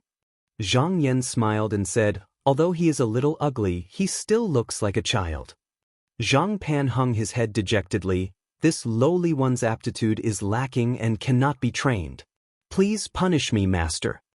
Zhang Yan smiled and said, "If your aptitude isn't good, then you need to cultivate diligently. It's already very rare for you to be able to refine your body to the size you want in 10 years. There's no need to belittle yourself. Come with me." The two of them walked out of the forest and headed towards a river crossing. At this time, it was already dusk. The mountains and waters on the river reflected the rosy glow of the rosy clouds. The fishing boat sang in the evening, and a small boat wandered amidst the light of the water. Zhang Yan brought Zhang Pan to the riverbank and stood still. Gazing at the faraway mountains in the twilight, he could faintly see a ball of spiritual energy permeating through the air. He thought to himself, that must be where Baofeng Temple is located. At this time, there was a boat not far from the riverbank, and someone was secretly sizing him up. This person was a young married woman in her 30s wearing a light yellow robe. Her eyebrows were lightly swept, and her eyes were bright and kind. She held her stomach lightly and lifted a gap in the curtain. She said to a man at the front of the boat, "Husband, look at this Taoist priest. His bearing and bearing are all extraordinary. I'm afraid he came from some big Taoist academy. Since there's no ferry now, why don't we invite him up to ride with us?" The man was wearing a robe and looked like a scholar. When he heard this, he frowned and said, "Wife, haven't you caused enough trouble for us because of that Taoist ma? Why did you still provoke a Taoist?" When the young married woman heard this, she seemed to be touched. She sighed faintly and said, "Husband is right. It's this servant who has implicated husband." The young scholar saw that the young married woman's eyes were slightly red and she was about to cry. He was immediately at a loss and said in a panic, "Don't cry, don't cry. I'll do as my wife says, I'll do as my wife says." He ordered the boatman to pull the boat to the riverbank. The boatman immediately agreed readily. "All right, master, please sit down. I'll pull to the riverbank now." The Wu royal family of the Liang dynasty was similar to the Wei dynasty. The entire country worshipped Taoism. All Taoist priests in the world did not have to pay taxes or pay taxes. They could travel the world with just an imperial edict and did not have to pay respect to officials. Therefore, if there were Taoists on a regular ferry, the patrolling tyrants would not dare to come up and extort money. Even the most vicious bandits and mountain thieves were afraid of attracting trouble and would not have any ideas on Taoists. Therefore, this boatman was also very willing. When the boat pulled to the riverbank, the young scholar bowed to Zhang Yan and said loudly, "Is this Taoist priest looking for a ferry? Why don't you come with me?" Zhang Yan had just performed another divination on the river. He was sure that the cause and effect was on this couple. Thereupon he did not decline. He smiled and nodded his head. Waving his sleeve, he did not seem to make any movement, but he was already standing firmly on the boat. Zhang Pan did not lag behind him even half a step. He stood steadily behind him. The young scholar originally saw that Zhang Yan and the Taoist boy were still over 100 feet away. Suddenly, his vision blurred and the two of them were already in front of him. He was surprised and thought, "My wife is right. This Taoist seems to have some cultivation." In this world, all the Taoists who came from the Taoist academies would more or less know some spells of chanting talismans to exorcise evil. He had heard his wife talk about it before, so he did not find it too strange. He bowed and said, "I am Chen Jisher. How should I address Taoist priest?" Zhang Yan bowed and said, "My surname is Zhang." Chen Jisher said dryly, "So it is Taoist priest Zhang." He was not good with words and had never liked Taoists. Therefore, after saying a few words, he did not continue. His wife saw this and shook her head. She ordered a maid to open the boat's curtain and stood out. She bowed to Zhang Yan and said, "Your servant greets Taoist priest Zhang. I wonder if Taoist priest is going to visit Taoist or travel." She did not come from an ordinary family and did not care about common courtesy. Chen Jisher saw her come out and had a helpless expression on his face. He said to Zhang Yan, "This is my wife." Zhang Yan looked at Mrs. Chen and saw that she was full of energy, her eyes were full of spirit, and her voice was clear and bright. He knew that she must have trained in qi, and her belly was moist, as if she was pregnant. He immediately knew what was going on. He said, "There is a Taoist temple on this mountain called Baofeng Temple. There is a Taoist there who has some relationship with me. I am going to visit him." Mrs. Chen's eyes lit up and said, "What a coincidence. My uncle used to cultivate in Baofeng Temple. I wonder which Taoist priest Zhang knows? Who knows, maybe I know him too." Zhang Yan looked at her and said, "His name is Lu Tian. I wonder if Mrs. Chen has heard of him?" Mrs. Chen frowned and suddenly exclaimed, "Taoist priest is talking about Master Lu, old celestial Master Lu?" Zhang Yan nodded and smiled. "If the name is correct, it must be him." Mrs. Chen hesitated and said, "From what I know, old celestial Master Lu has lived for more than 200 years. He has not left the mountain for more than 50 years. I wonder how Taoist priest Zhang should address this old celestial master?" Zhang Yan smiled faintly and said, "If he calls me junior brother when we meet, it will be an advantage for him."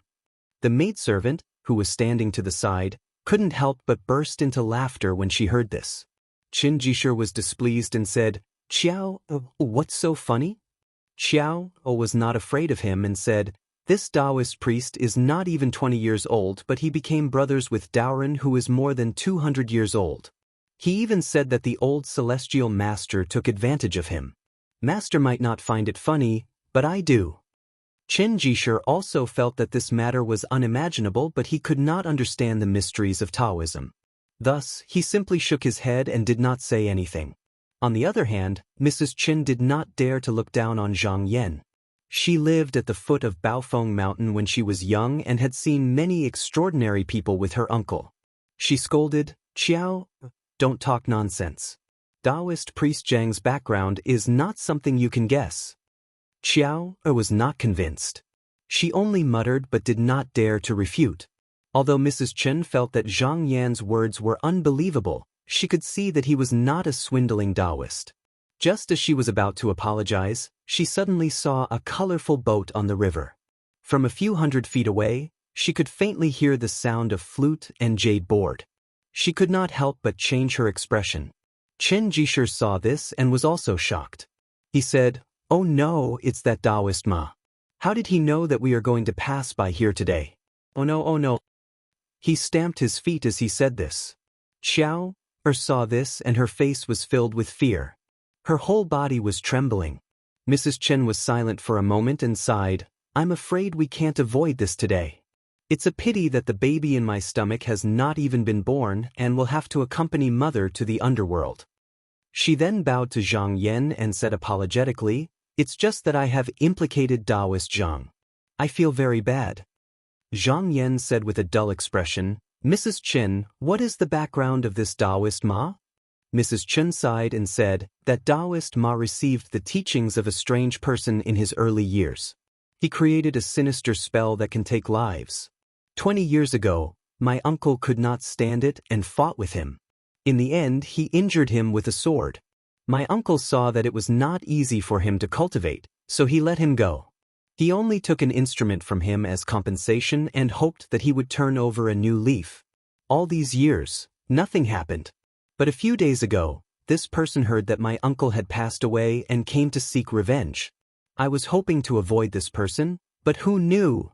She shook her head and obviously did not have much hope. On the colorful boat sat a Taoist with white hair and a white beard. He looked like an immortal, but his eyes were malicious and flickering. A servant beside him pulled up his sleeves and scolded, "That bitch still wants to escape. She doesn't know that elder ancestor has supernatural powers. He only needs to pinch his fingers to know her movements." Dourin had his eyes closed and did not move. Now, he opened his eyes and said, "That day, old Devil Chung slashed me with a sword and took away the soul-gathering bell that was passed down from my master. Now that he is dead, the bell must be with his niece. Dourin, how can I let her go?" He looked up at the sky and saw that the sun had set. He laughed and said, "It's time to start the spell." The servant was quick-witted and immediately brought out an incense burner and placed it on the incense burner respectfully. Dourin coughed and stood up. He placed 3 incense sticks on the incense burner and then took out a stack of talisman paper and placed it on the table. He took out his magic sword and walked in mysterious steps while chanting. Finally, he pointed his magic sword and a black gas rushed up to the sky. It turned into the head of a ferocious ghost and pounced towards the boat. When the servant saw it, she immediately screamed in fear. The boatman also looked stunned. Chen Jishur was only a scholar and had never seen such a ferocious ghost. He was so scared that his legs trembled. If he did not hold onto the side of the boat, he would have fallen off the boat. Target equals _blank. Chapter 211. Karma Entanglement Master and Disciple Fate. Everyone on the ship had different reactions when faced with this ferocious ghost head. Although Madame Chen's face was a little pale, she still appeared calm. She took a deep breath and her full chest rose and fell. She took out a white porcelain bottle out of nowhere and pulled out the cork. She shook it in the air and a wisp of green smoke curled up. The ghost head was hit by the green smoke and somersaulted in the air. However, it did not seem to suffer any damage. After shaking the head, it still rushed forward. This time, Madame Chen could not think of anything else. She let go of the porcelain bottle and let it fall to the ground. She smiled sadly, as if she had accepted her fate. Behind the incense burner table, Priest Ma chuckled and said, "That year, this old devil Chung used this exorcism smoke to break my 5 ghosts technique. Dourin, I, as a living devil, have trained hard for more than 20 years and have harvested 108 evil spirits to refine. How can I compare to that year? If that old devil hadn't died early, I would have returned the humiliation I suffered back then." Zhang Yan saw the ghost head open its mouth and bite towards him. The wind was gloomy and gloomy, as if it wanted to swallow everyone on the ship. He stretched out his hand and pointed at the air. A gust of wind swept up in the air. In the blink of an eye, the sky seemed to be washed away by a strong wind. All the ghost heads disappeared, as if the scene just now was just an illusion. His face flashed with disdain. This method of controlling the ghost head was crude and crude. It was nothing more than capturing a few vengeful spirits and then refining a demon head in a evil land. Apart from being able to eat human souls, it had no other spiritual power. It was very unorthodox. This method seemed to be recorded in the Devil Sex, source-seeking scripture, but it seemed to be learned. However, this was also common sense.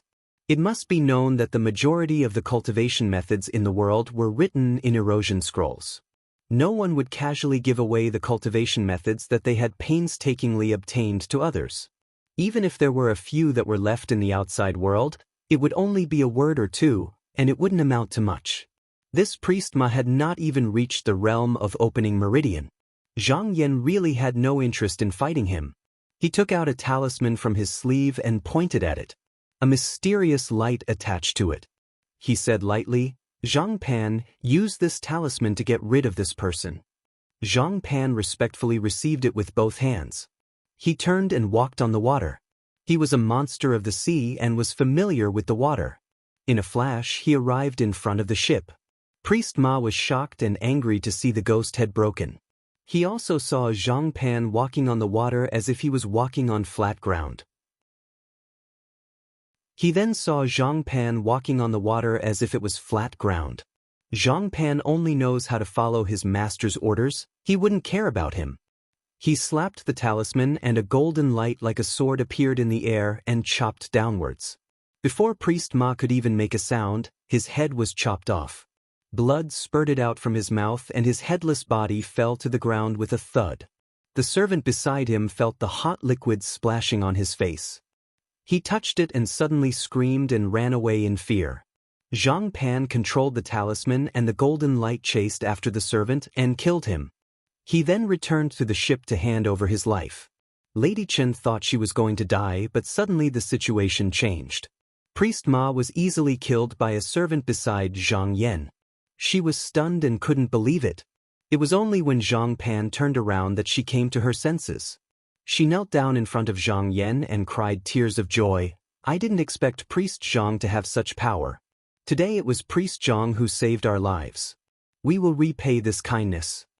Zhang Yan raised his hand and said with a smile, Lady Chen, no need to be so courteous. Please stand up and talk. Lady Chen felt a gentle force coming towards her and she stood up involuntarily. She was even more shocked.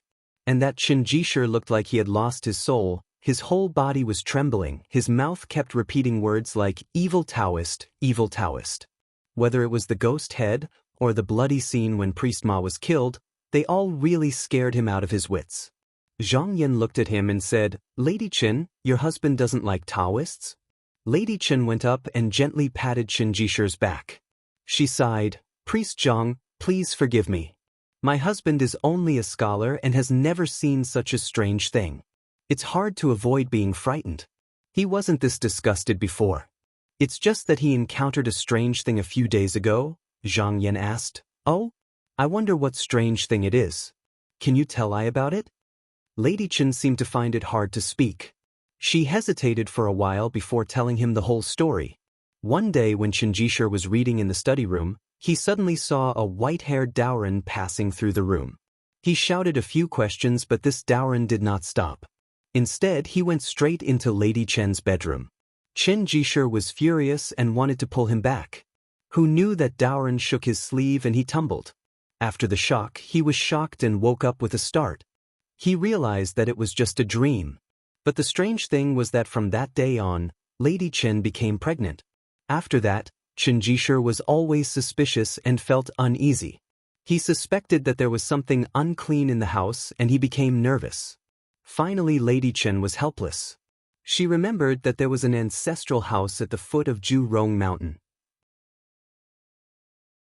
Her uncle also cultivated in Baofeng Monastery and was good at exorcising ghosts. So she moved her family here. Who would have thought that just as she arrived, she heard the bad news of her uncle's death. When it rains, it pours. That priest Ma came looking for them and wanted them to hand over the soul-gathering bell. Because she remembered that there were a few familiar Taoists in Baofeng Monastery who could be protected, Lady Chen and her family wanted to hide here.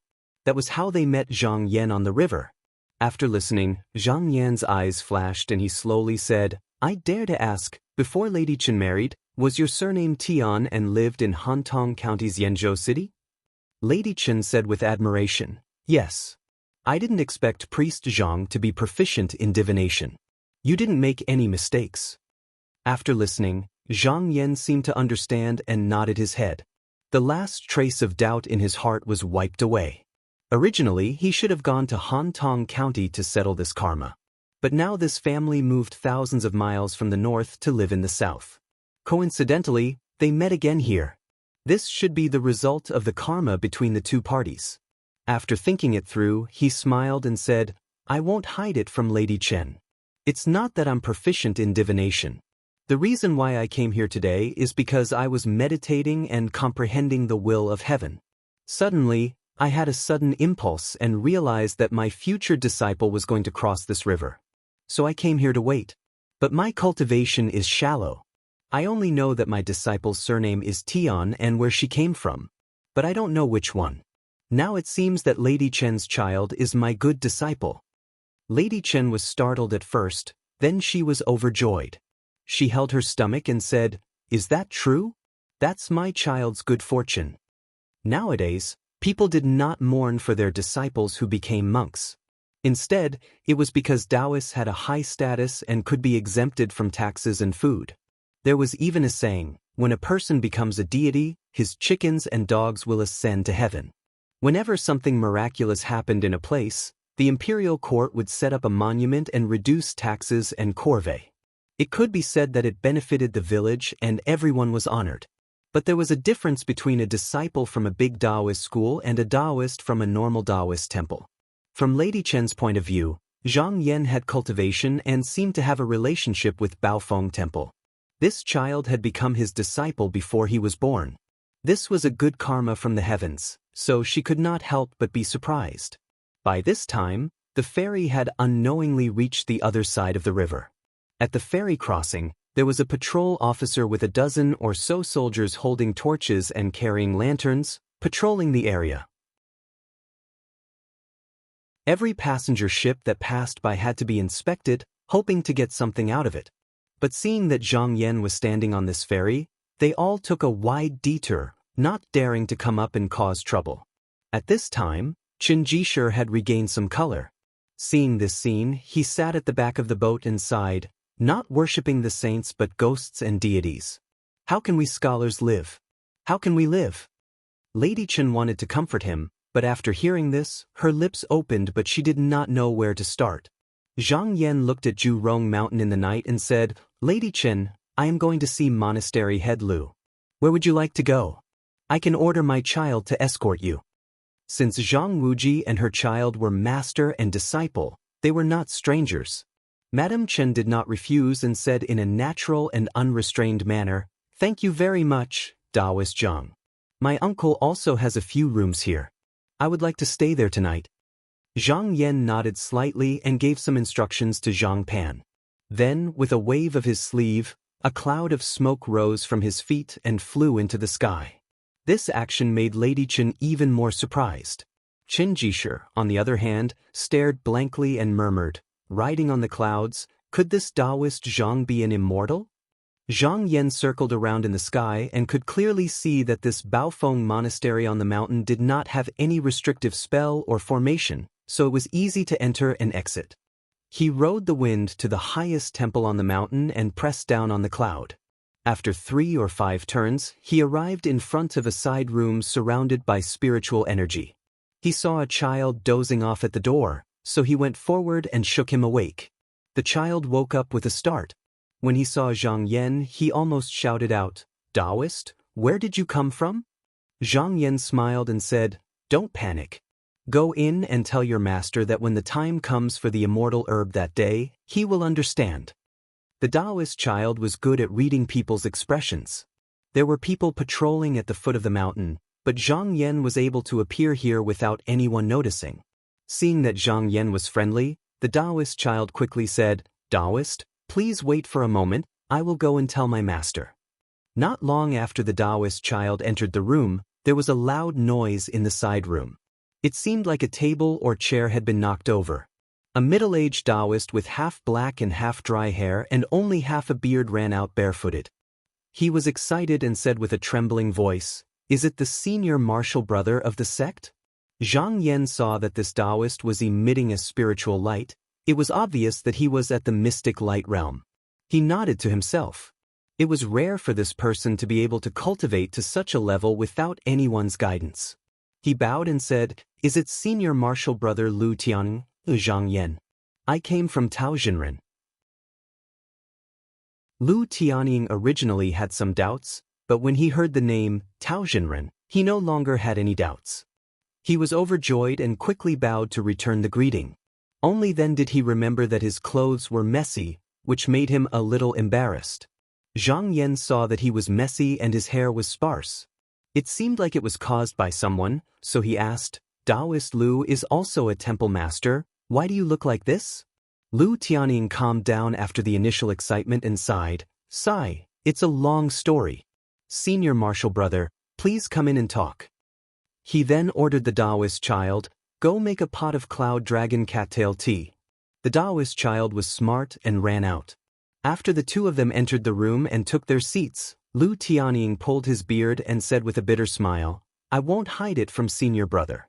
Junior brother's current appearance is all because of those kids from the Supreme Sky sect. Hashtag, target equals, underscore.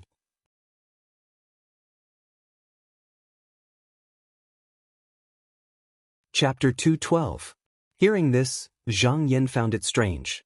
Although this Lu Yaoying was Tao Zhenjin's disciple, not many people knew about this. Although this person was a mystic light realm cultivator, on the surface, he was just a lone cultivator. Taihao school was one of the top 10 sects of the Shen sect. Why would their disciples make things difficult for him? Zhang Yan thought for a while and looked at Lu Yingyao. He said, "Does junior brother Lu know about this Taihao school?" Lu Daojin shook his head and said, "I've always been cultivating in the temple and don't go down the mountain often because I'm afraid of causing trouble. I only heard from those two kids that they're disciples of Taihao school, but I don't know much about Taihao school. There's no pop-up window." Zhang Yan nodded and thought, this junior brother Lu is someone who's focused on seeking Tao, but he's been in the mortal world for a long time. He probably doesn't know anything about the cultivation world, so it's not strange that he doesn't know about Taihao school. No wonder he only has resentment in his words and no fear. So it's because the ignorant are fearless. Seeking Tao wasn't easy. Normal lone cultivators would more or less make a few friends. Not only could they find treasures together, but they could also help each other if they met a strong enemy. However, Lu Yaoying's experience was unique. He was originally the head of Baofeng Temple, and he was a monk in the mortal world. Tao Zhenjin taught him a cultivation technique that helped him open his meridians, and he was given the cloud sand early on. He was able to cultivate peacefully for more than 100 years, and although he didn't have any experience, he still managed to reach the mystic light realm. However, because of this, he knew nothing about the cultivation world. Zhang Yan asked again, "Since junior brother is focused on cultivating and doesn't cause trouble, why did the disciples of Taihao school come looking for you?" Lu Yaoying sighed, patted his knee, and said, "Senior brother, you should know that I ate a spirit herb by mistake. At that time, my internal organs were on fire, and I almost lost my life. Coincidentally, Master happened to pass by, and not only did he save my life, he even took me in as an in-name disciple. That spirit herb left behind many seeds, and I took 3 of them and buried them in the ground. Over 100 years have passed, and nothing has happened. But in the middle of the month, one of the spirit herbs suddenly sprouted green." Zhang Yan's heart moved and he stood up. "Where is this grass? Junior brother, take me to it." There was an undeniable meaning in his words.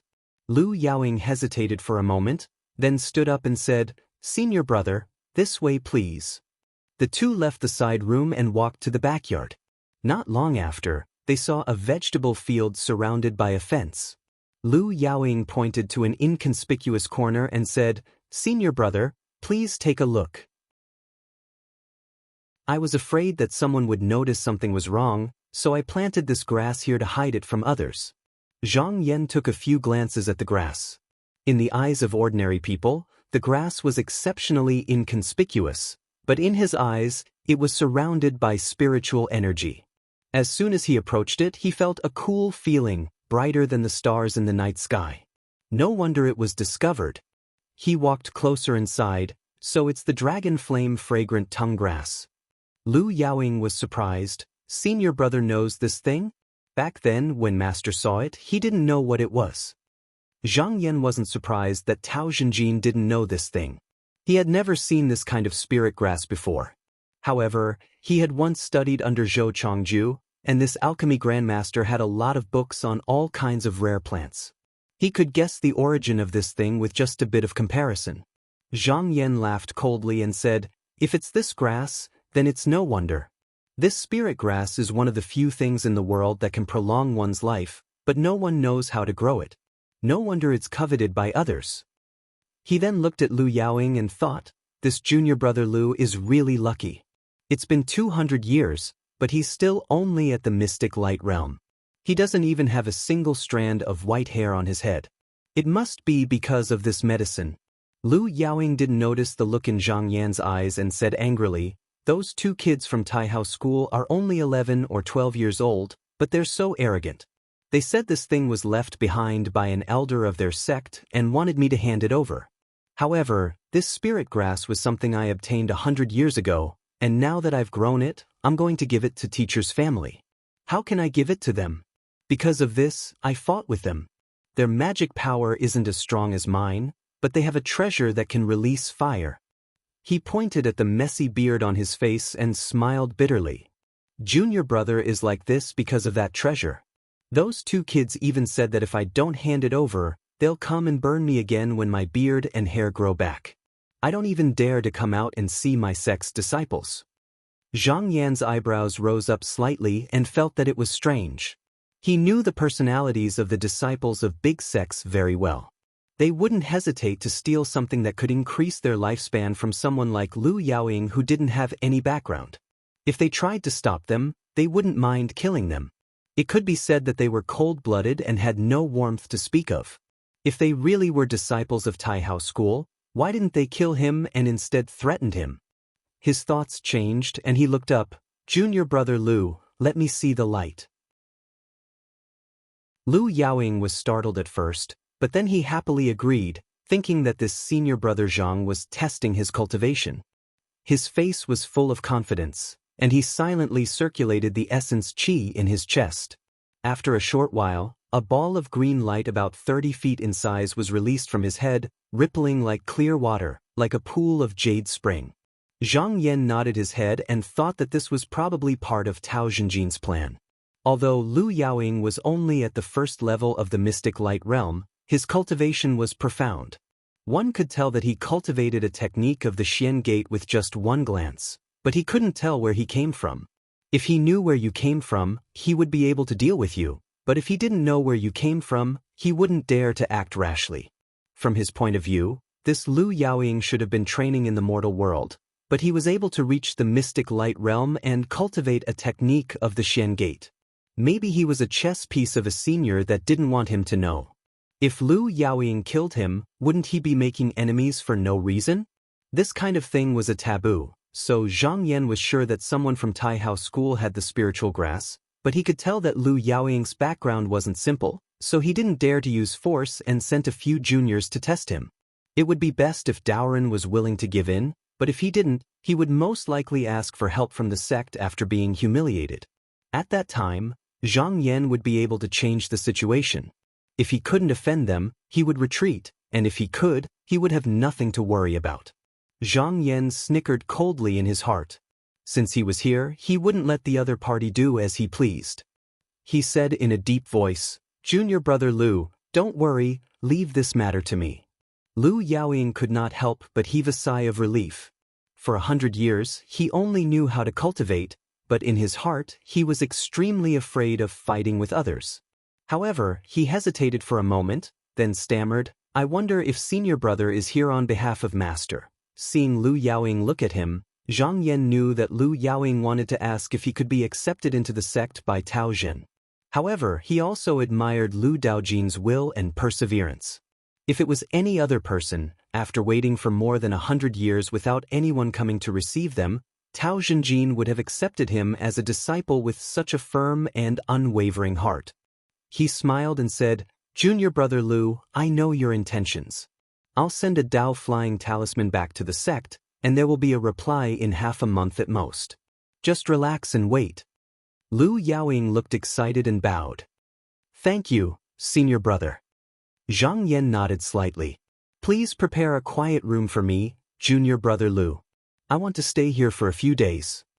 Lu Yaoying hurriedly nodded in agreement.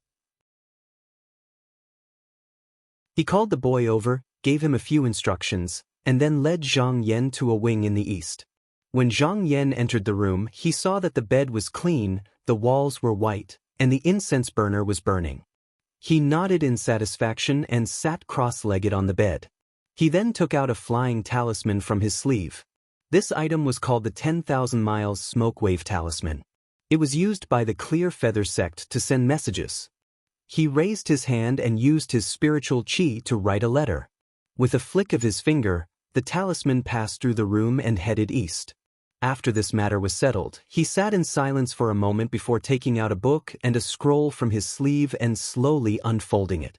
This was a treasure that the Xian Tong Demon King gave him when he was cultivating in the Clear Feather sect. It was called the 1,000 Illusion Jade Mirror. This picture recorded the appearance of 203 people. There were men and women, old and young, and they were all vivid and lifelike. When using this picture, one only needed to chant a spell to change one's appearance to be the same as the person in the picture. When this picture was in his hands, Zhang Yan used the opportunity of the Tao discussion to refine it for Tao Xinjin. Once he used this item to change his appearance, unless the Grotto Heaven True Realm looked carefully, no one would be able to see any flaws. This time, he didn't wait to cultivate to the third level of the Mystic Light Realm before returning to the East Flower Continent. He wanted to participate in the Ganoderma meeting of Taihao School. During this meeting, Taihao School would take out a good 1-Chi Ganoderma for those who were interested to fight for it. However, there was a limited number of 1-Chi Ganoderma.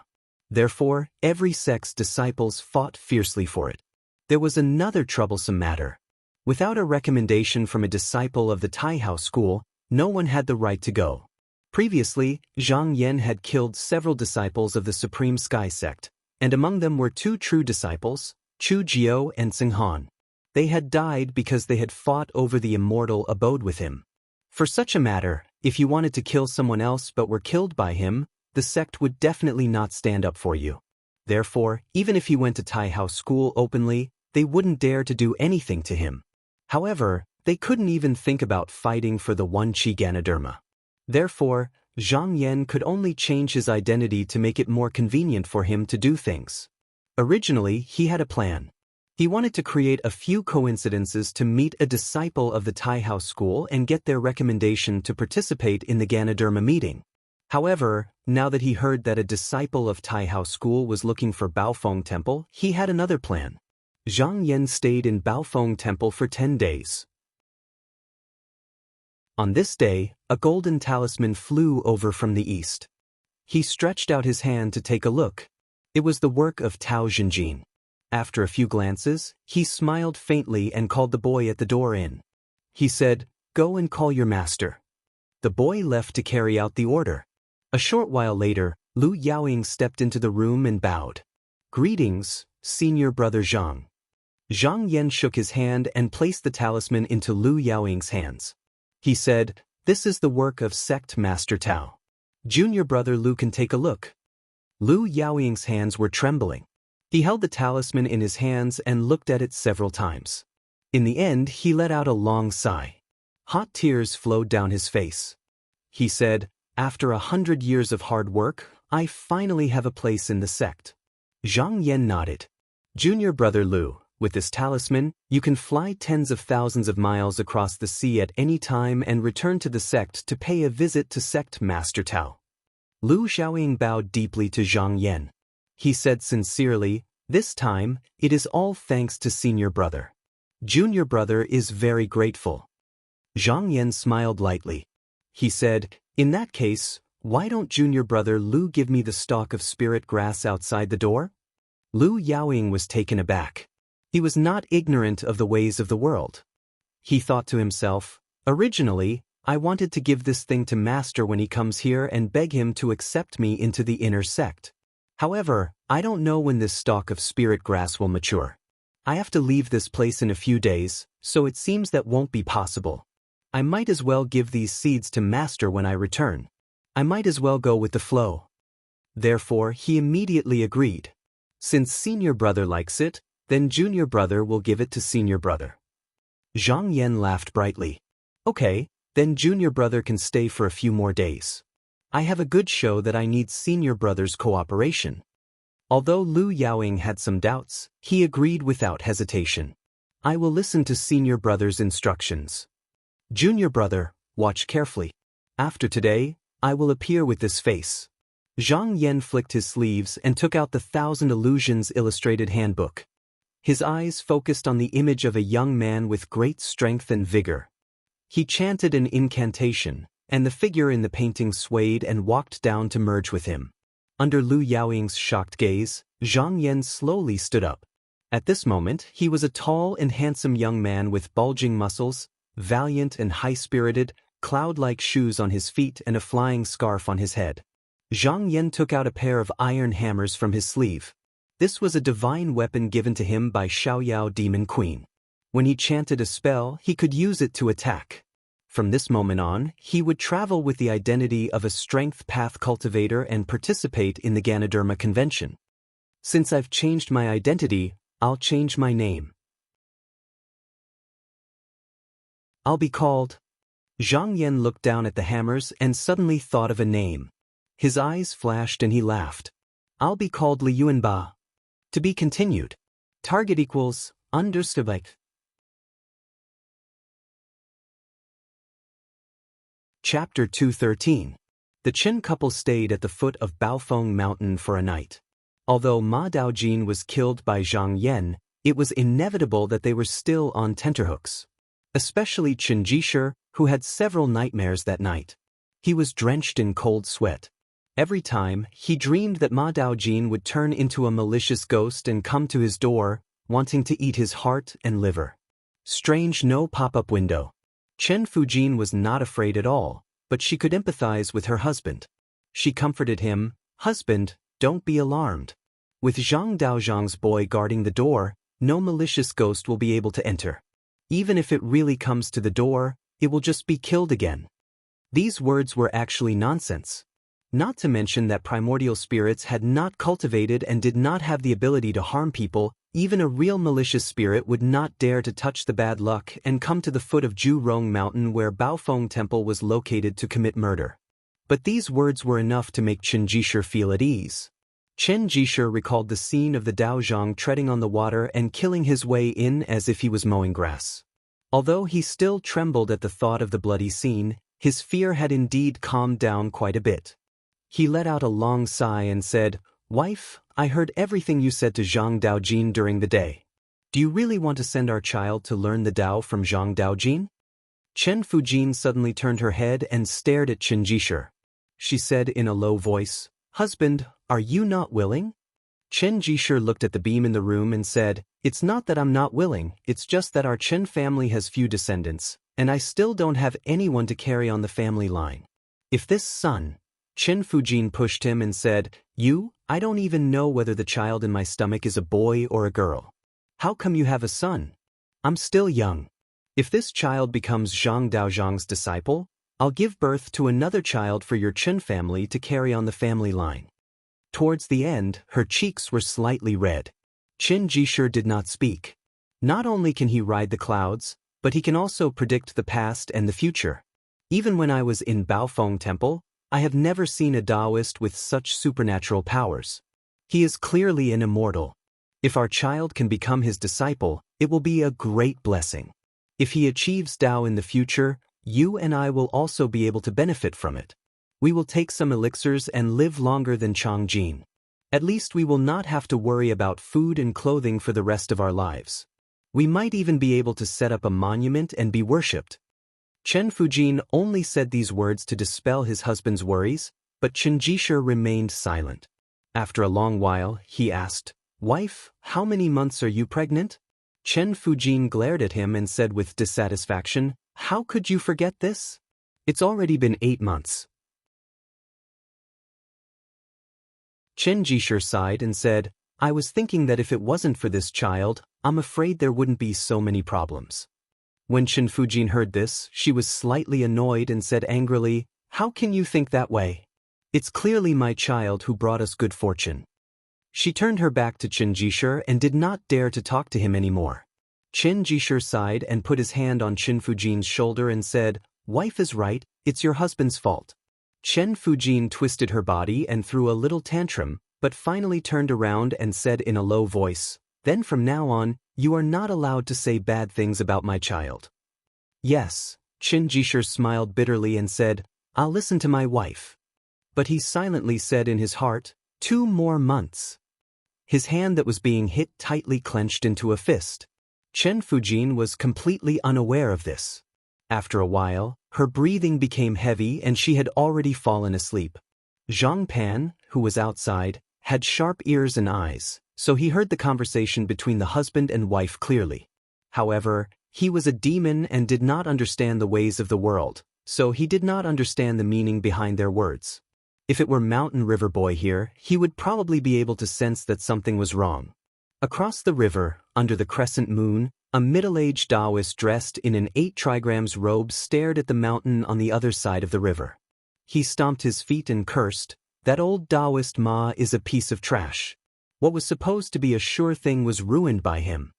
A broad-faced man in short attire with a calm expression said, "I've sent someone to check the ferry and dragged the colorful boat back. The corpses of Priest Ma and his servant are full of cut marks. It seems that they were killed by a sharp weapon like a flying sword. I heard that it was done by a Taoist from Baofeng Monastery." Baofeng Temple? The Taoist was taken aback and frowned. "Master once said that Monastery Master Lu is quite skilled and told us not to provoke him for no reason. This matter is a little tricky." The broad-faced man said coldly, "No matter how difficult it is, we must do it. The soul convening bell is still in that girl's hands. Without it, the 6 spirit bells will not be complete. Now that the Baoji conference is about to begin, without this instrument, how can young master display his power?" The Taoist thought for a while and shook his head. "Your young master is really something. The Baoji conference is filled with masters who can fly. Although he has learned Tao, he has not opened his meridians. His cultivation may not be as high as yours. What use is there for him to go?"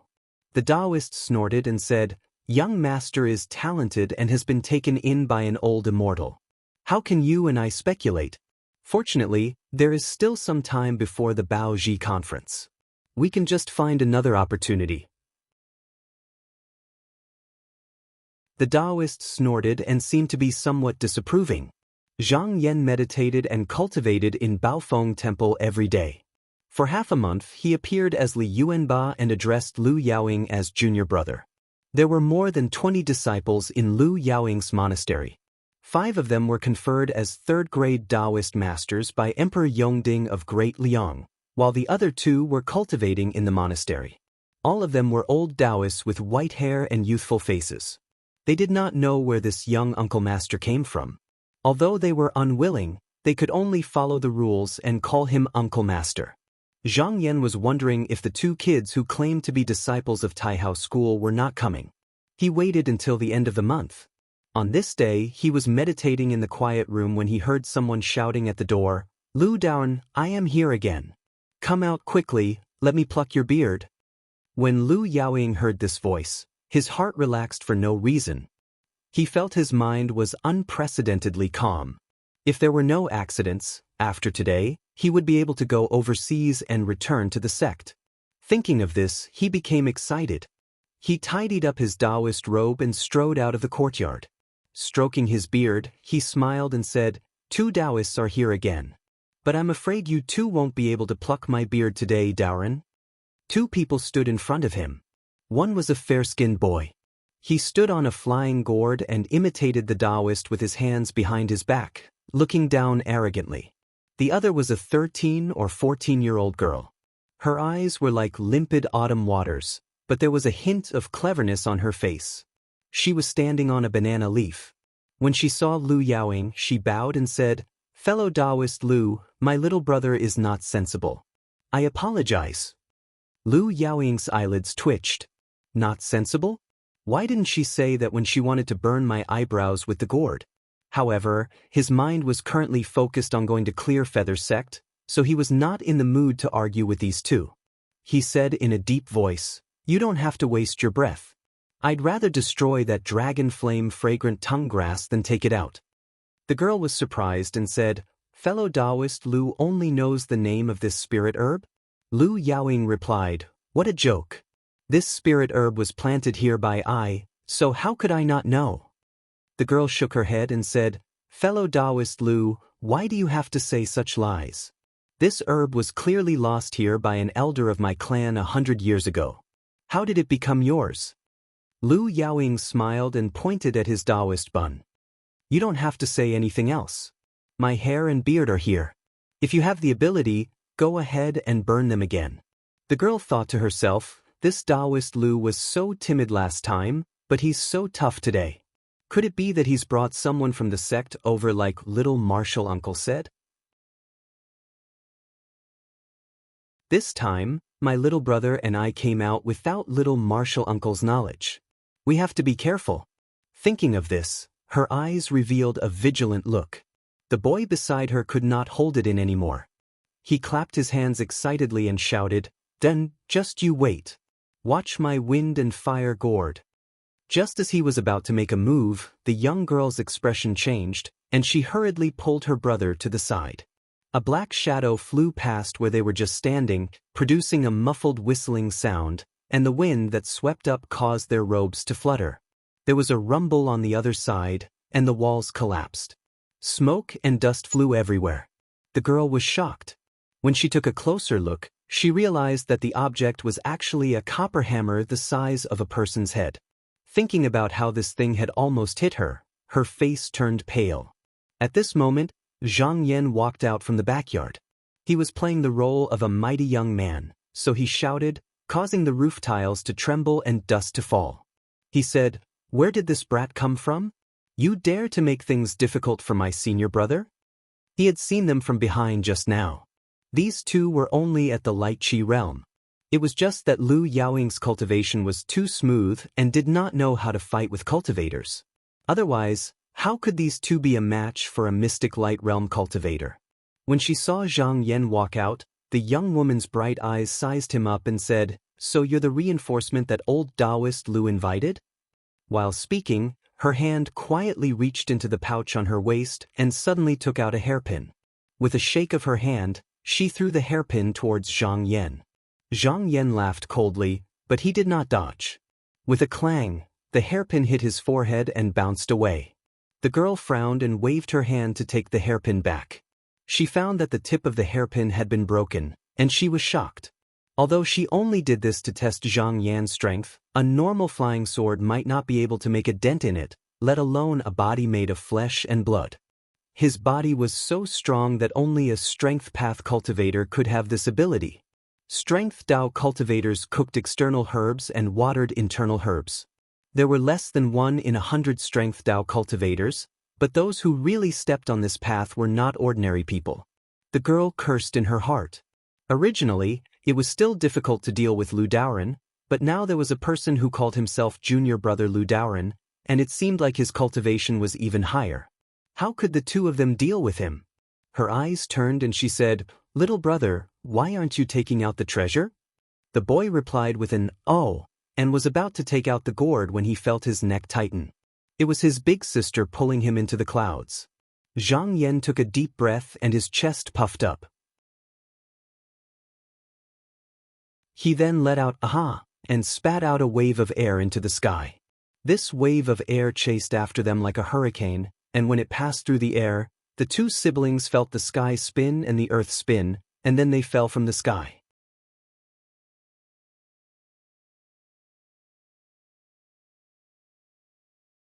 Chapter 214. Copper Bamboo Talisman. The breath that Zhang Yan exhaled was like a raging wave rolling up the shore, almost blowing the two people down from the sky in an instant. The young girl turned pale with fright and hurriedly used a spell to summon Yi and Ba Jiao over, firmly protecting her and the boys' bodies. Only then did they not get hurt. She flipped herself up from the ground and raised her head.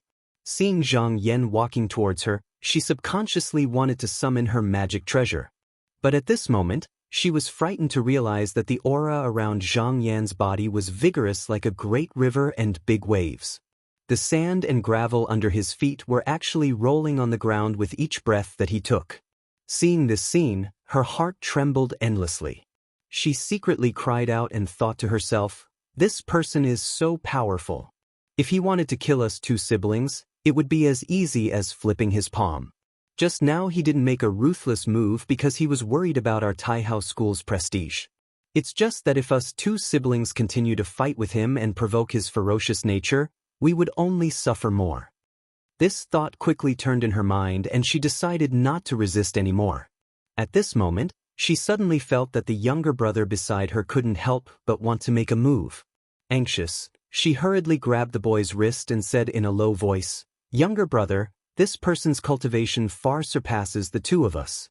You must not act rashly." Although the boy's little face was somewhat unconvinced, he always trusted his elder sister the most. Therefore, he only struggled for a moment and then stopped moving. Instead, he angrily glared at Zhang Yan. Zhang Yan strode over and finally stood in front of the two people.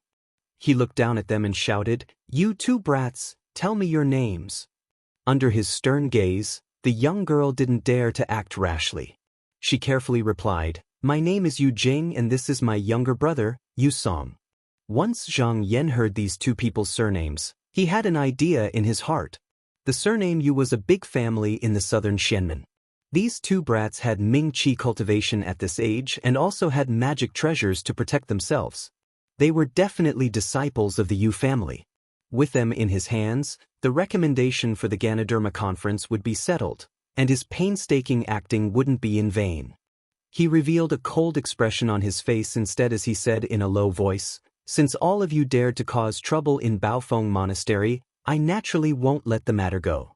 However, out of consideration for your young age, I won't fuss about it with all of you. I'll capture all of you first, and I'll naturally explain it to the seniors of your sect once they arrive." The young girl secretly heaved a sigh of relief. As long as his life was not in danger, it was fine. She hesitated for a moment and said, "My little brother is still young and doesn't know anything. I hope that Senior will let him go. I am willing to stay here." She still had a magic weapon with her. As long as she could send Yu Song out, she wouldn't have to worry about anything, and she could even think of a way to escape. Yu Song suddenly shouted, "Sister, I don't want to go. When my junior martial uncle comes, I'll teach him a lesson." Yu Jing jumped in fright and quickly covered his mouth. Zhang Yan was slightly surprised.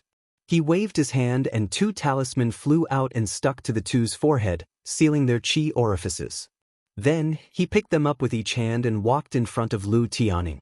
He threw them at his feet and said, "Junior martial brother Lu, since these two have humiliated you, you can deal with them as you see fit.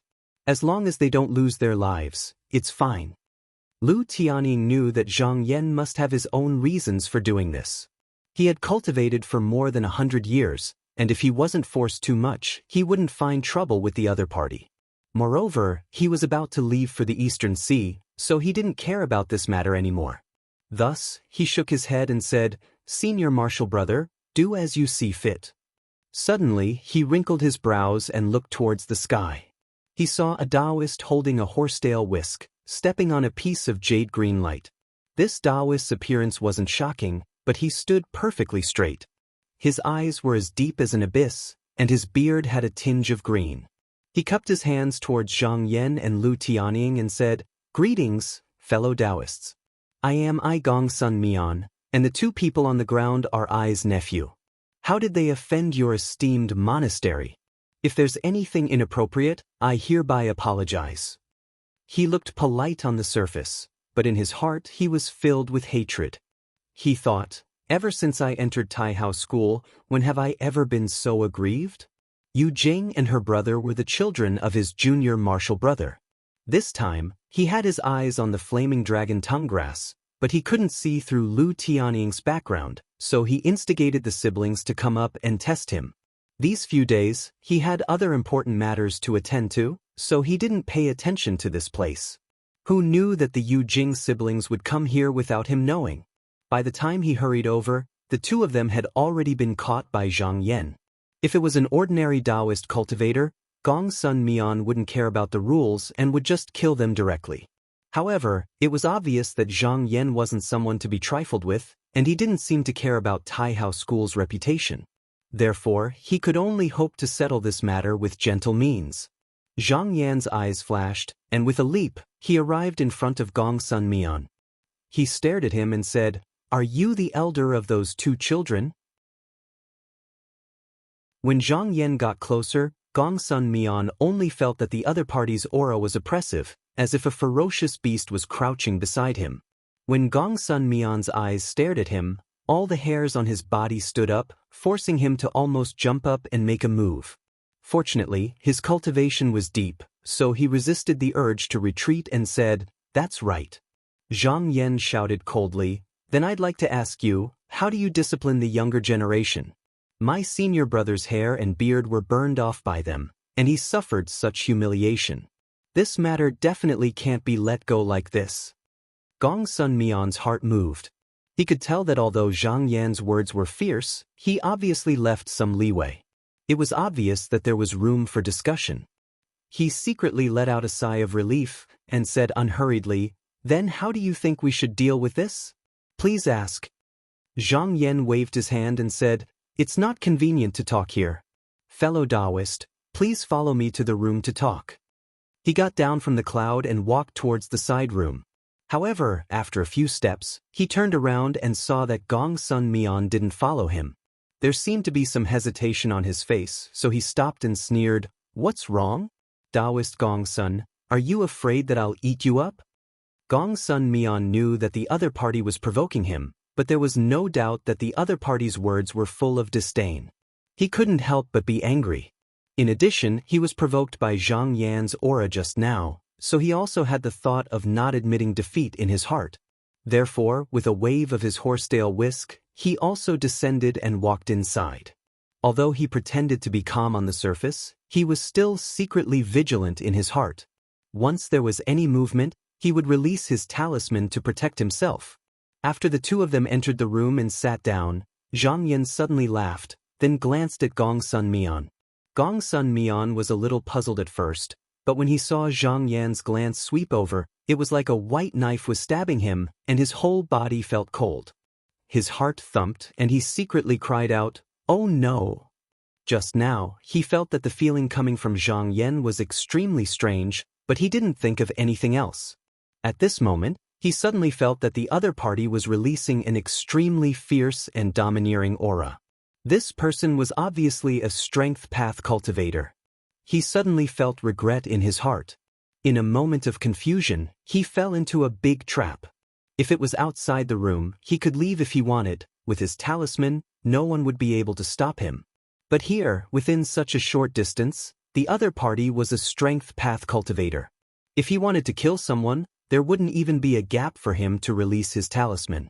One punch would be enough to kill him. If his life and death were in the hands of others, what logic was there to speak of? He had already lost before even talking about it. He only felt that the other party's aura was like a raging wave, whistling like the tide, wave after wave. He was constantly placed between life and death, which made him feel extremely uncomfortable. Drops of cold sweat appeared on his forehead, and he secretly thought, "Today's matter is a lesson. If I go back and encounter such a situation again, even if I lose face, I definitely can't stand under a dangerous wall." He took a deep breath and acted as if nothing had happened. He smiled and said, "How should I address you, fellow Taoist?"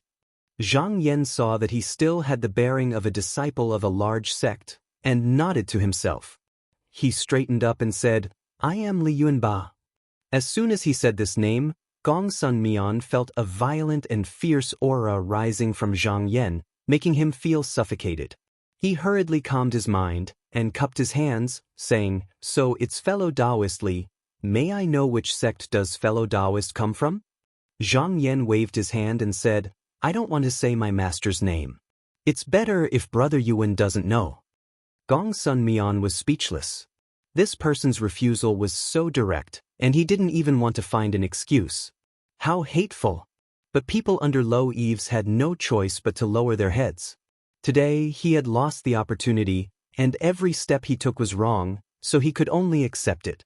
Zhang Yan pressed his hand down, and his body leaned forward, saying, "Fellow Taoist Gong Sun, I'll get straight to the point. It's not hard for me to let these two kids go, as long as you promise me one thing." Gong Sun Mian said, "Please say it, fellow Taoist." Zhang Yan said in a deep voice, "I've been learning from my master since I was young, and now I've reached the core formation stage. Therefore, I want to go to the Ganoderma convention to fight for a Ganoderma, but I don't have anyone I know to recommend me. Since you're a disciple of the Tai House School, if you're willing to recommend me, I'll write off all our past grievances, and you can take these two kids with you." Gong Sun Mian secretly sneered. So it was because of the convention token, then he would have to play around a little.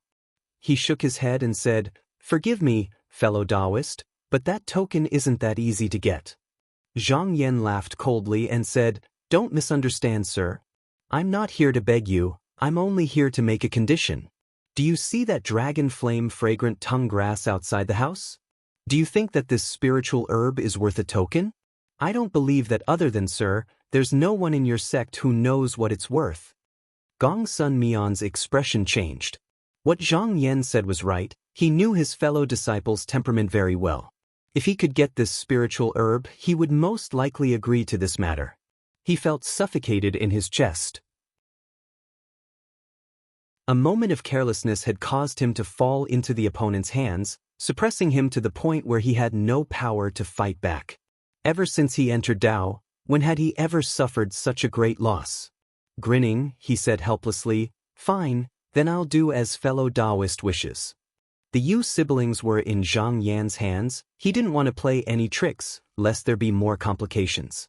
If the other wasn't satisfied and kept him here to exchange for the token, then that would be embarrassing. Therefore, he decisively took out a bamboo talisman from his sleeve, placed it on the table and pointed at it, saying, "This is the copper bamboo talisman. With this, fellow Taoist can go to the Ganoderma convention." Zhang Yan picked it up and looked at it. This token was exactly as the rumors said, and in such a hurry, it was impossible for the other party to fake it. Now that everything went so smoothly, he couldn't help but nod in satisfaction. Right now, he was playing the role of a fierce and courageous warrior, so he didn't hide his emotions at all and laughed heartily towards the sky. Looking at his proud expression, Gong Sun Mian's heart was filled with hatred. His eyes flickered and he thought to himself, "Do you really think everything will be fine just because you got the token? If you dare to come to the convention, I'll see how you're going to get the Ganoderma of Unity." #target=understand.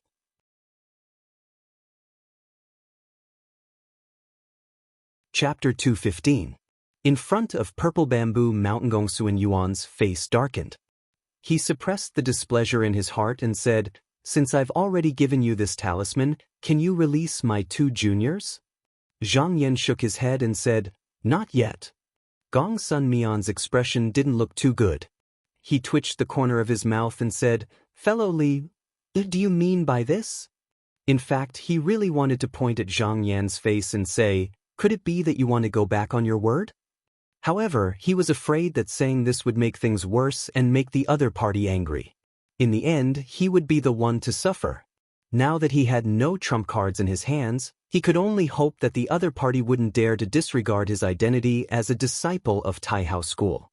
Zhang Yan glanced at Gong Sun Mian with a faint smile and said, "Fellow Gong Sun, don't worry. Since I've already promised you, I naturally won't go back on my word. However, I also know that although this copper bamboo talisman is in my hands, it's not safe yet. If you're not satisfied, you only need to say that the talisman was lost or that it was taken away for no reason when you meet your fellow disciples. Then wouldn't I have lost for nothing?" This, Gong Sun Mian's body trembled slightly. He didn't think that Zhang Yan would be so clear about the inside story of the Treasure Zoisha conference. Originally, he had indeed planned to wait for Zhang Yan to come in with the copper talisman and then put on a show of him being taken away. Even though he would lose face, he could use this as an excuse to take down Zhang Yan and get back the face he lost today. Zhang Yan stared at him and said slowly, "I can only be at ease if I follow you to the sect and meet the deacon of the Treasure Zoisha conference. Fellow Taoist will personally introduce me." Gong Sun Yuan's heart trembled. A person who knew the inside story of the Treasure Zoisha conference was definitely not an ordinary individual cultivator. It seemed that his earlier guess was right. The person in the Baofeng temple definitely had some background. For a moment, he felt that the other party was a bit unfathomable. This was the first time he seriously sized up Zhang Yan, but no matter how hard he tried, he couldn't remember such a person. He asked doubtfully, "Fellow Taoist, who exactly are you?" Zhang Yan laughed and said, "Fellow Taoist Gongsun, you don't have to worry. Since I, Zhang Yan, am participating in this meeting, I will naturally follow the rules and etiquette." Gong Sun Mian fell silent for a moment, and then a bitter smile appeared on his face.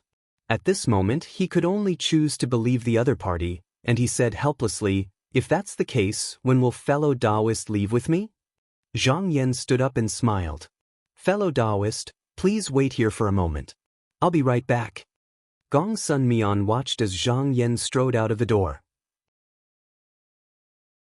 Not long after, he heard a vague voice, and he hurriedly paid attention to it. At the door, Zhang Yan said to Lu Tianning, "Senior brother, I'm done here, you can leave now." Lu Tianning's voice came in, Then take care, junior brother.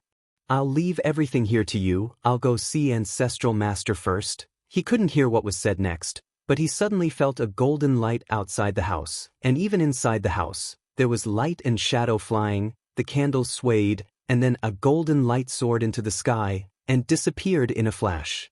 Gongsun Mian was shocked. He was a disciple of a large sect, and he had some knowledge. This light was clearly a flying talisman, a method to summon disciples from tens of thousands of miles away, or even more, back to the sect. Those who could use this method were at least enlightened masters. Moreover, the two words, Ancestral Master, were not casually called, they were at least the head of a sect, and just now was worthy of this title. He couldn't help but feel nervous. The origins of these two people might be greater than he imagined. Could it be? His thoughts suddenly turned to the 6 demon sects, and his expression couldn't help but turn cold. The people in Baofeng Temple acted strangely. Their cultivation was obviously not weak, but they hid here, and Li Yuanba himself had never heard of them before. This kind of secretive way of doing things was very similar to the demon sect. No wonder. The 1 Qi Ganoderma of my Taihao school has never been given to the cultivators of the demon sect, so if they want to take it, they can only do it secretly. This kind of thing had happened many times before. The disciples of the demon sect colluded with the disciples of Taihao school to take the 1 Qi Ganoderma. He had also heard of it, so the more he thought about it, the more likely it was. He couldn't help but think, this person's origin is not small. Why do I have to fight with him? I can make friends with him instead. His mind instantly became active. One had to know that cultivation was not easy, and although Gongsun Mian was also from a Xian Gate family, his family had declined a long time ago, and there were only a few people left. If it wasn't for the fact that he had some relationship with the Yu family, he might not even have been able to get the cloud sand to form the Xian seed. Although he was at the mystic light realm now, it was extremely difficult for him to go any further. Just the external herbs needed to form the core were enough to stop him from reaching the Tao. However, it seemed like this Li Yuanba still needed to rely on him, and if he cooperated, he might be able to get some benefits. Thinking up to here, he suddenly felt that this was not a bad thing, but a good thing instead. After Lu Tianning left, Zhang Yan put the Yu sisters into a human bag and slowly walked in. He had purposely left some of his words out for Gongsun Mian to hear, and he didn't hide the sound of Lu Tianning flying away to scare him. Now that he saw the slight change in Gongsun Mian's expression, he smiled in his heart, knowing that his actions did not go to waste. After he sat down again, he ordered the servant to serve tea. Lu Tianning had completely put away the reserved attitude of a disciple of a big sect, and he took the initiative to express his goodwill. Brotherly, there is a senior brother in the Treasure Association who is on good terms with me, and it's his turn to be on duty the day after tomorrow. Why don't we go the day after tomorrow? This matter will be more stable. Zhang Yan didn't answer him. He just smiled and said, Brother Gongsun, are you interested in the dragon flame fragrant tongue grass in my monastery? Gongsun Mian looked a little embarrassed, and he quickly waved his hand. I don't dare, I don't dare.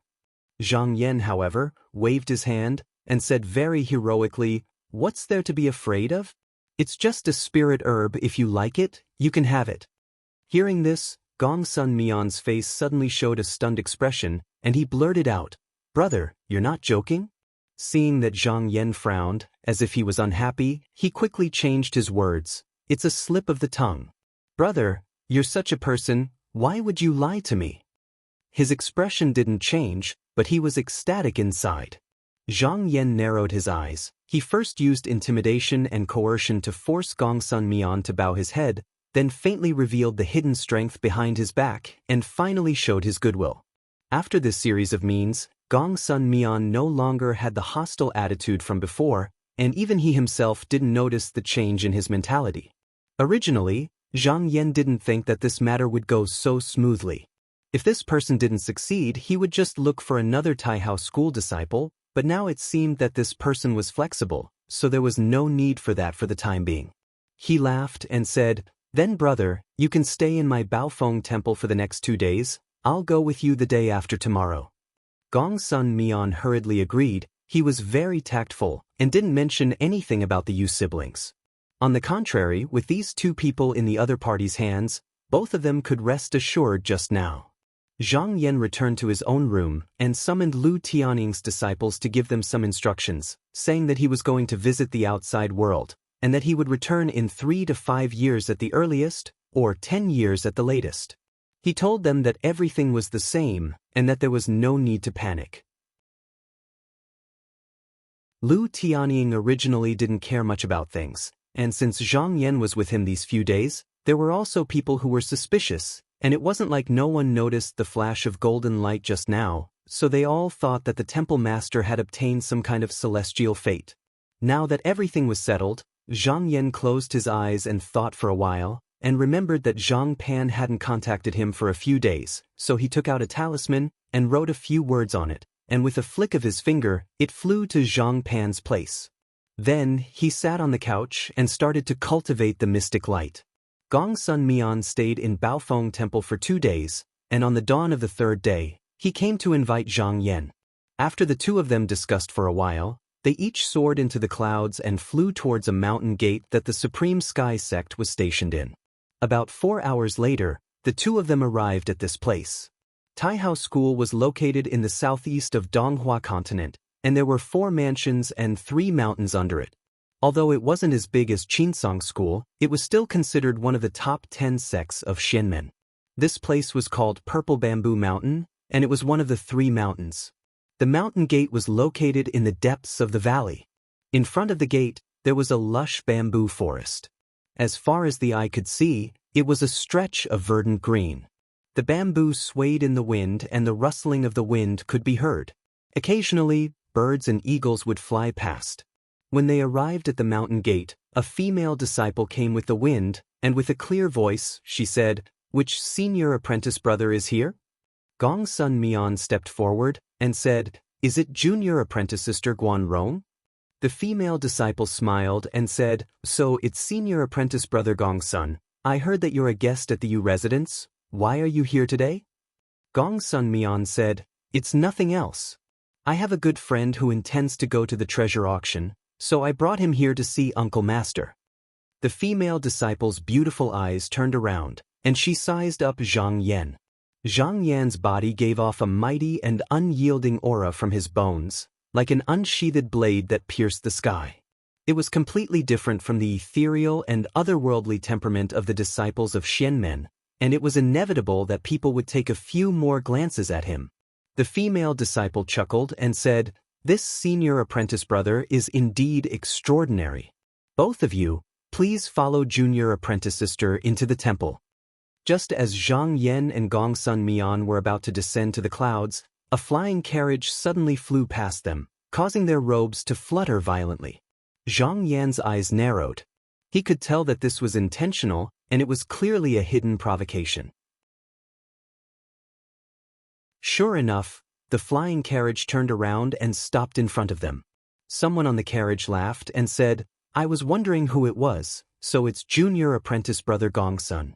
Since junior apprentice sister Guan Rong said that the fellow Taoist you brought is extraordinary, let me see who he is."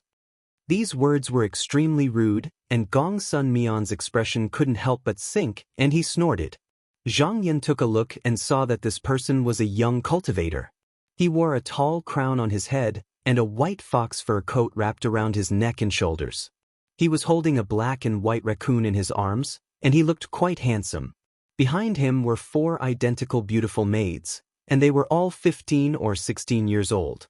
They wore ornaments and rings, and their figures were graceful. Between their brows, there was a hint of flirtatiousness. The young cultivator looked over with a smile, and when he saw Zhang Yan, his eyes couldn't help but freeze. As if he felt that Miao Yi's appearance was outstanding, the young cultivator stopped looking down on him, and he raised his chin and said, "This fellow Taoist, which sect are you from?" #target=_.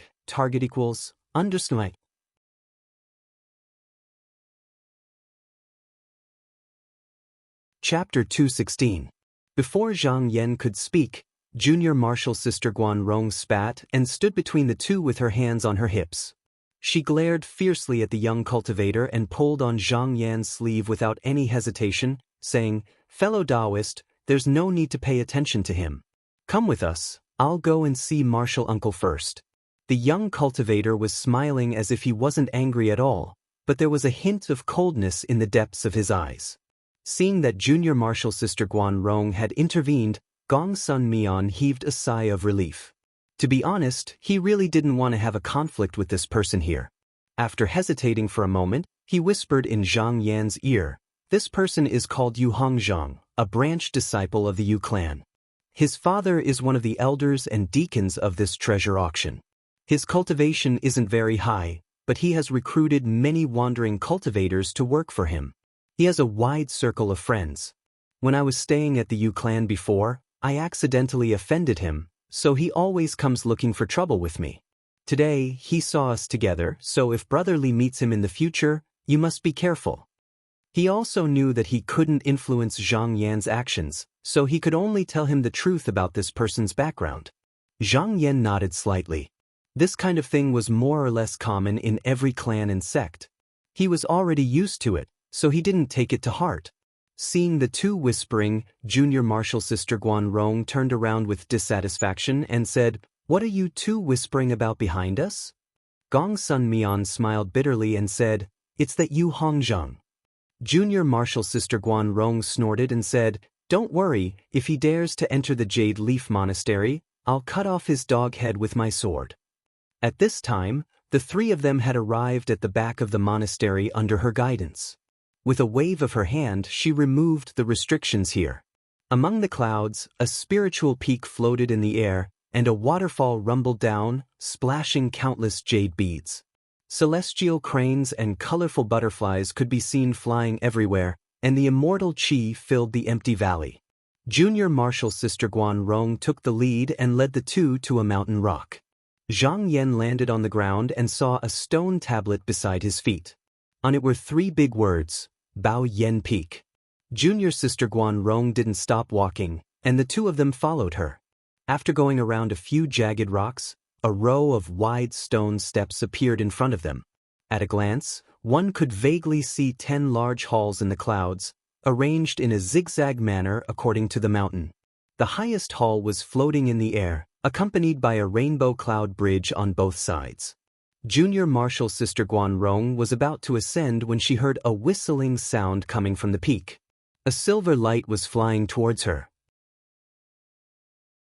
She revealed a surprised expression and reached out to receive it. It turned out to be a flying letter. She opened it and read a few times, then shook her head and turned around to look at Zhang Yan.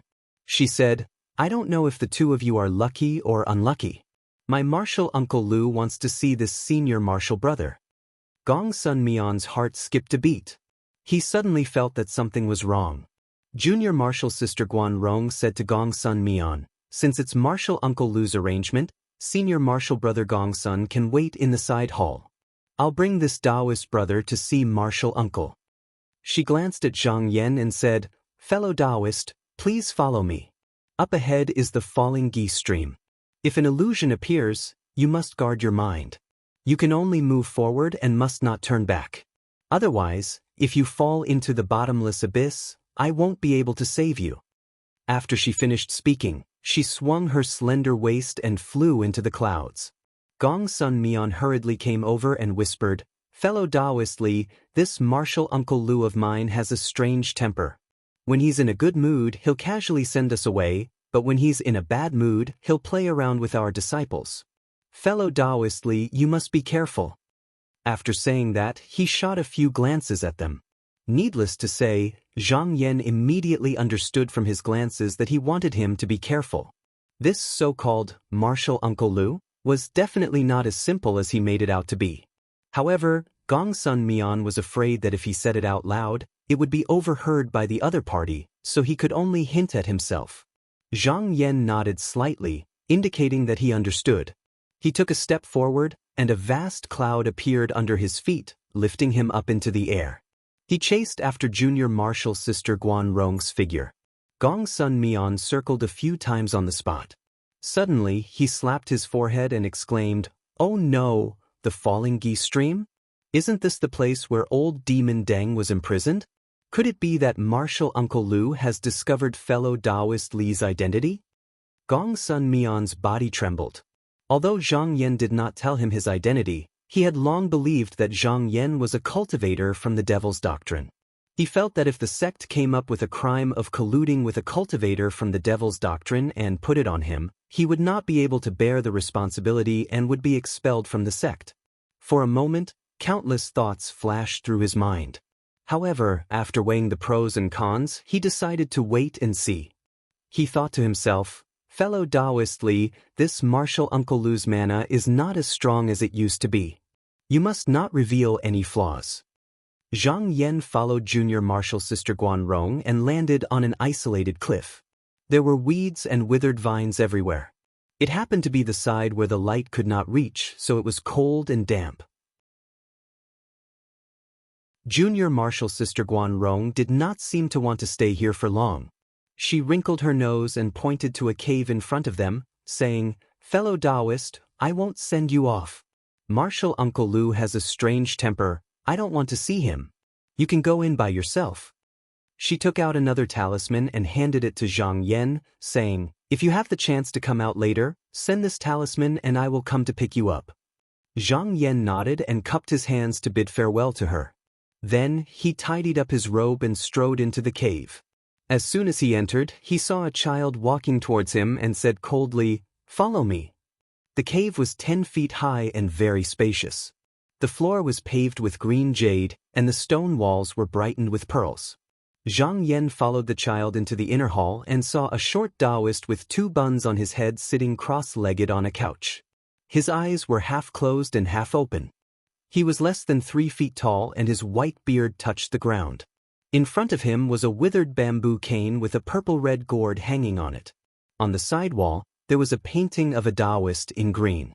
When Zhang Yan saw the painting, although his expression did not change, he was slightly shocked.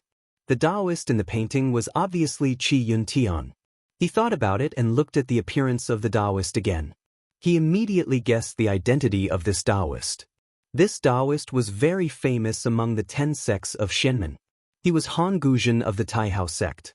The reason why Zhang Yan knew about this Taoist was because Qi Yun Tian had mentioned it to him. This Taoist had fought with Qi Yun Tian during the sword tournament of the 16 sections. However, Qi Yun Tian was more skilled that day and broke the yuanying of this Taoist. In one night, this Taoist shrunk from an 8 feet tall man to a short old man who was less than 3 feet tall. Since then, this Taoist had never entered the sect again. Zhang Yan did not expect that he was here to meet this Taoist. Han Guzhen squinted his eyes and looked at him carefully. In a hoarse voice, he said, "No wonder Daoren felt that you, a junior, have a different aura from ordinary cultivators. So it is because you cultivate the Tao of strength. It is not as I thought." Seeing this, he seemed to lose interest. He waved his sleeve and said, "You can leave." Zhang Yan smiled and cupped his hands towards Han Gu before he turned around and walked out. Han Guzhen frowned. After a while, he said to himself, "No, why don't I know of any other Tao of strength that looks like this? How could it be so easy to cultivate the Tao of strength?" It was true that those who walked this Tao were not simple people. However, one also had to look at their background. This was because the Tao of strength consumed more resources than the Tao of Qi. If it was not for the full support of a large clan or sect, it was impossible to have such a Tao of strength. The more he thought about it, the more suspicious he became. However, he could not be thick-skinned and call Zhang Yan back. He subconsciously stretched out his hand, as if he wanted to calculate. But just as he made this action, his body froze. He sighed and put down his hand. That day, if it was not for his vain attempt to calculate the flaw in Qi Yunyao's Tao, causing his mana to be greatly reduced, Qi Yunyao would not have broken his yuanying Tao with a bolt of purple heaven thunder. After thinking for a while, he took out a few bamboo tokens and made a divination. This was just an unintentional act to relieve his boredom. But the divination made him surprised. He stroked his beard and thought for a while. Suddenly, he opened his eyes and said, "Where is Tong Er?" Tong Er hurriedly ran in. Han Guzhen took out a talisman and said, "Take this to the outside of the mountain. If there is a disciple with the surname Yu there, give this talisman to him and tell him to do this." He whispered a few words, then waved his sleeve and said, "Go." Tong Er was swept up by a gust of wind and walked out of the cave in a daze. When he woke up, he found himself outside the mountain. He looked up and saw a flying carriage suspended in the air. He shouted, "Is your surname Yu?" Yu Hongzhang was playing with a few maids on the flying carriage. When he heard the voice, he felt strange. He looked down and smiled. "Where did this Tong come from? You look handsome." "That's right, my surname is Yu. What business do you have with me?" Tong Er's face was stiff. He threw an item in his hand and said, "Catch." Yu Hongzhang did not think much of it at first. But after he caught the item, his expression changed. He quickly lowered the flying carriage and got off. He went forward and cupped his hands. He said in a low voice, "Junior Marshal Brother, please don't blame me. I don't know your identity. What do you have to say to me?" Tong Er said arrogantly, "I want you to say that if someone comes out later." He paused and described Zhang Yan's appearance. "I want you to think of a way to test him. It's best if you fight him. If you can find out more about him, I will definitely reward you." Yu Hongzhang thought for a moment and answered without hesitation, "Junior Marshal Brother, please go back and report to me. Just say that I will not let you down." His words were loud and resolute. Tong Er was very satisfied. He said, "Then do your best."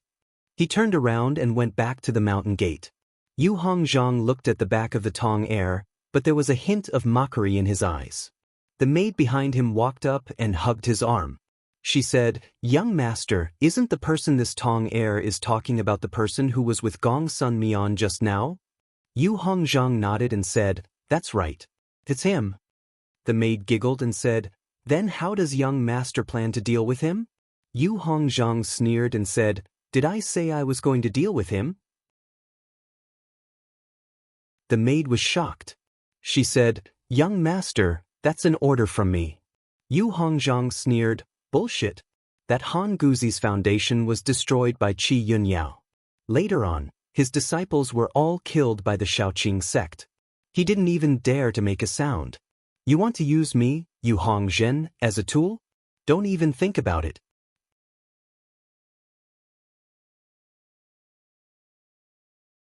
Chapter 217. The maid thought it was strange and said with a puzzled tone, "Since that spiritual master is useless, why did young master agree to this matter?"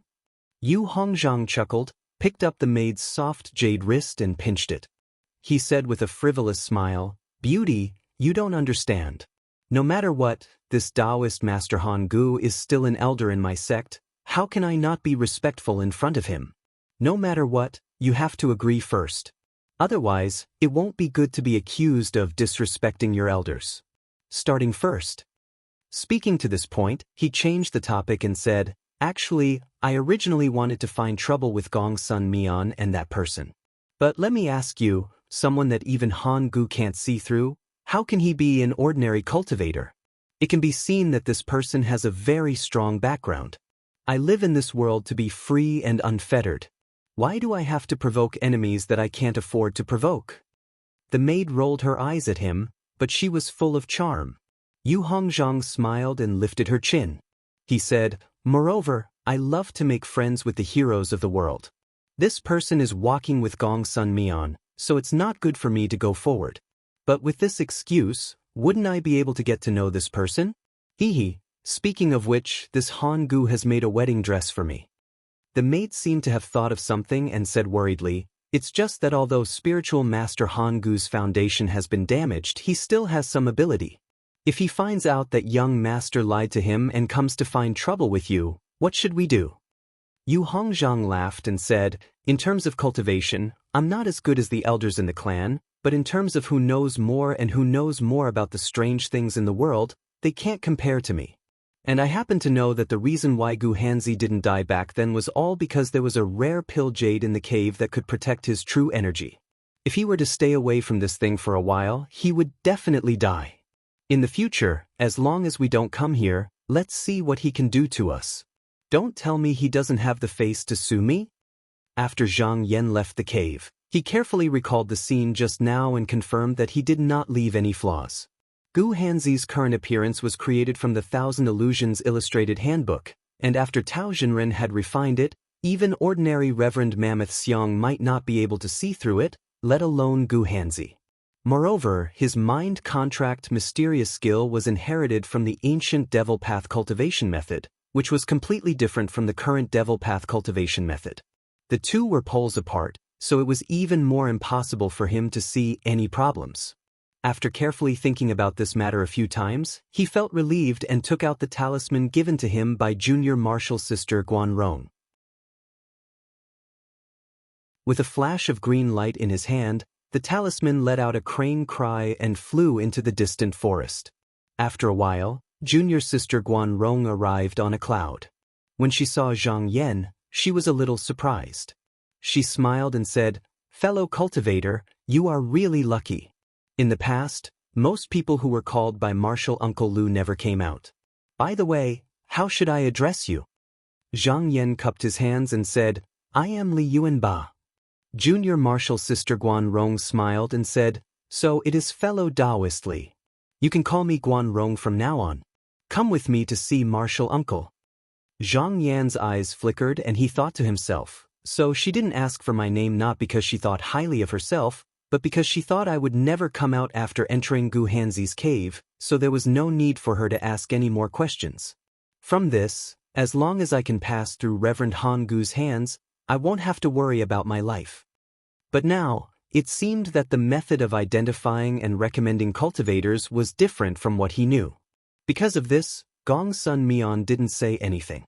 It was unknown whether he didn't say anything on purpose or he didn't know either. In fact, this was Gong Sun Mian's first time recommending a cultivator to participate in the treasure auction. He wasn't even a true disciple, so he wasn't very familiar with the inside story. However, if Zhang Yan had a cultivator with a wide network to recommend him, he probably wouldn't have been able to enter the sect so easily. The two flew for about a quarter of an hour and almost reached the top of the cliff at the top of the Spirit Peak. They landed on a bare rock. Junior martial sister Guan Rong looked back at him and couldn't help but ask, "Since fellow Taoist Li has arrived, have you noticed anything strange?" Zhang Yan raised his eyebrows and thought for a moment before shaking his head. Junior martial sister Guan Rong was shocked and said, "Did you not see or hear anything just now?" Zhang Yan was slightly surprised and said, "See what?" At this moment, a voice came from the top of the cliff. "This little fellow's Tao heart is firm and nothing can disturb it. A mere illusion won't hinder his heart. Guan Rong, you naturally can't compare to him. Quickly invite this fellow up." Junior martial sister Guan Rong muttered and looked a little dissatisfied. She pouted and said to Zhang Yan, "Martial uncle is asking you to come up." Zhang Yan looked up and leaped. A gust of wind blew over and carried his body. After spinning a few rounds, he landed in front of a pavilion with the words, "Pavilion of Autumn Awareness," written on it. In the pavilion, there was a kind-looking Taoist nun sitting on a stone bench. She smiled and nodded at Zhang Yan. She said gently, "Although this fellow Taoist has a dignified appearance, his aura is too vicious. I dare to ask, which sect are you from?" Zhang Yan couldn't see through the Taoist nun's cultivation. To be able to cultivate at the top of this spirit peak, her status was definitely not lower than Han Hanzi's. Perhaps she was also a Taoist master. He thought for a moment and said, "I can't tell you about this. I also don't want to lie to you, so I can't tell you." The Taoist nun didn't get angry. She pointed at the hot tea in front of Zhang Yan on the stone table and said with a smile, "Fellow Taoist, please sit down and have some tea." Zhang Yan did not stand on ceremony. He lifted the hem of his robe and sat down on the stone bench. He picked up the teacup and took a sip. He felt the spiritual energy permeating through his body, moistening his lungs and leaving a faint fragrance in his mouth. He unconsciously nodded his head, secretly praising the tea. He looked up and saw that the Taoist nun was sitting there with her eyes closed. She didn't talk to him, so he put down the tea and sat there with her. Zhang Yan sat there for about half an hour, but the other party didn't seem to have any intention of talking. He thought for a while and soon he knew what the Taoist nun was planning. A faint smile appeared on his face as he closed his eyes and restrained his breathing. He also sat there motionlessly. This was the highest peak of the Taihao School's Purple Bamboo Mountain. Not only was the spiritual energy rich, but there was also a faint fragrance. So he used the Dharma access and cultivated Xian techniques. But if he cultivated the Tai light, the other party might be able to see through him. So he was using the Dharma access of the carefree scripture. He originally suspected that this scripture was from the Tai Hao school. Now that he was using it, he felt the wood's spiritual energy around him gather around his body and enter through his acupuncture points. He felt extremely comfortable. At this time, the tea that he drank earlier was stimulated by the spiritual energy and turned into a ball of clear air that spread to his limbs and bones. He used the Xian technique and unknowingly became immersed in it. If it was someone else here, they wouldn't be able to cultivate so boldly. But he had the northern underworld sky metropolis sword to protect him, so he didn't have to worry. After an unknown amount of time, he followed the Dharma access of the carefree scripture and actually cultivated a faint, clear and smooth Xian light in his chest. He slowly opened his eyes and saw that the Taoist nun was still sitting in front of him. But the way she looked at him was a little surprised and puzzled. Zhang Yan counted with his fingers and was shocked. 7 days and 7 nights had passed since he entered meditation. The Taoist nun smiled warmly and said, "Congratulations on your improvement." She sighed again and said, "You are magnanimous, but I am cunning and have the heart of a villain." Zhang Yan knew what she meant. Once a cultivator sat down here and felt the abundance of spiritual energy, they couldn't help but adjust their breathing and qi, not wanting to miss this rare opportunity. But if it was a cultivator from the demon sect, then it was different. When they cultivated, most of them used the demons in the demon's cave. Even a few of them could absorb spiritual energy and let others see through them. As for the rogue cultivators, most of their cultivation methods were not as good as the top 10 sects of Xianmen. With just a little bit of their cultivation method, they could see through the acupoints that absorbed spiritual energy and know which sect they were from. Therefore, even though he had been sitting here for the past few days, the Taoist nun's spiritual vigor always shrouded his head. If he really was a cultivator from the demon sect, it was impossible to hide from her. Even if she told him in advance, he wouldn't be able to deal with it. Compared to Han Guzi, the Taoist nun's method was more gentle. It was an upright method that made it impossible to hide. If one came here with a fake name, one would eventually be exposed. This was the method used by the Xianmen masters. In reality, in the past, when the demon sect disciples came to this Taoist nun's place, they wouldn't be able to sit for long before admitting their identity. The Taoist nun didn't make things difficult for them and instead sent them out politely. The Taoist nun looked over with clear eyes and said, "Friend, your body is strong and your breath is as vigorous as a river. You must be on the path of strength?" Zhang Yan said honestly, "Yes." The Taoist nun said again, "But if I'm not wrong, the method that friend is practicing seems to have some connection with my Tai Hao school. Otherwise, when absorbing spiritual energy, it wouldn't be so compatible." Zhang Yan praised and said, "Taoist nun has good eyes. When my teacher taught me this method, he didn't tell me personally. Instead, he gave me a seed and told me to plant a tree. Later on, many words appeared on the tree fruit, which is the method that I'm practicing now." The Taoist nun nodded slightly and said, "If that's the case, the method that friend is practicing might have been passed down by the seniors in my sect. Even if it isn't, it has some connection." The reason why Zhang Yan dared to say this was because he wanted to get closer to Tai Hao school. Moreover, in the Tai Hao school, every person's method was obtained from the divine tree that they personally planted. It was the method that was most suitable for them. It was useless for others to learn it. The Taoist nun chatted with Zhang Yan for a while longer before she stopped asking questions. She smiled and said, "Fellow Taoist Li, I've already recorded your name in the Treasure Assembly's genealogy book. Give me the copper bamboo talisman." Zhang Yan reached into his sleeve and took out the copper bamboo token and handed it to the other party. After the Taoist nun took it, she waved her sleeve and handed it back to him. Zhang Yan took it and looked at it. He saw the 3 words, Li Yuanba, carved on the token. Below it was the year, month and day. At the bottom corner was the 3 words, Qing Yaozi. It must be this Taoist nun's Taoist name. Holding the token in his hand, he was secretly happy. These days, he spent a lot of effort, and he finally had the qualifications to enter the treasure meeting. Target equals _blank. But you're tuning in to the Passion Pages YouTube channel. We're so grateful for your support, and don't forget to subscribe to join us on this incredible journey through captivating stories. Your generosity through donations truly makes a world of difference, as it's the primary source of revenue that allows me to expand and enhance this channel for you. Thank you from the bottom of my heart for being a part of this adventure.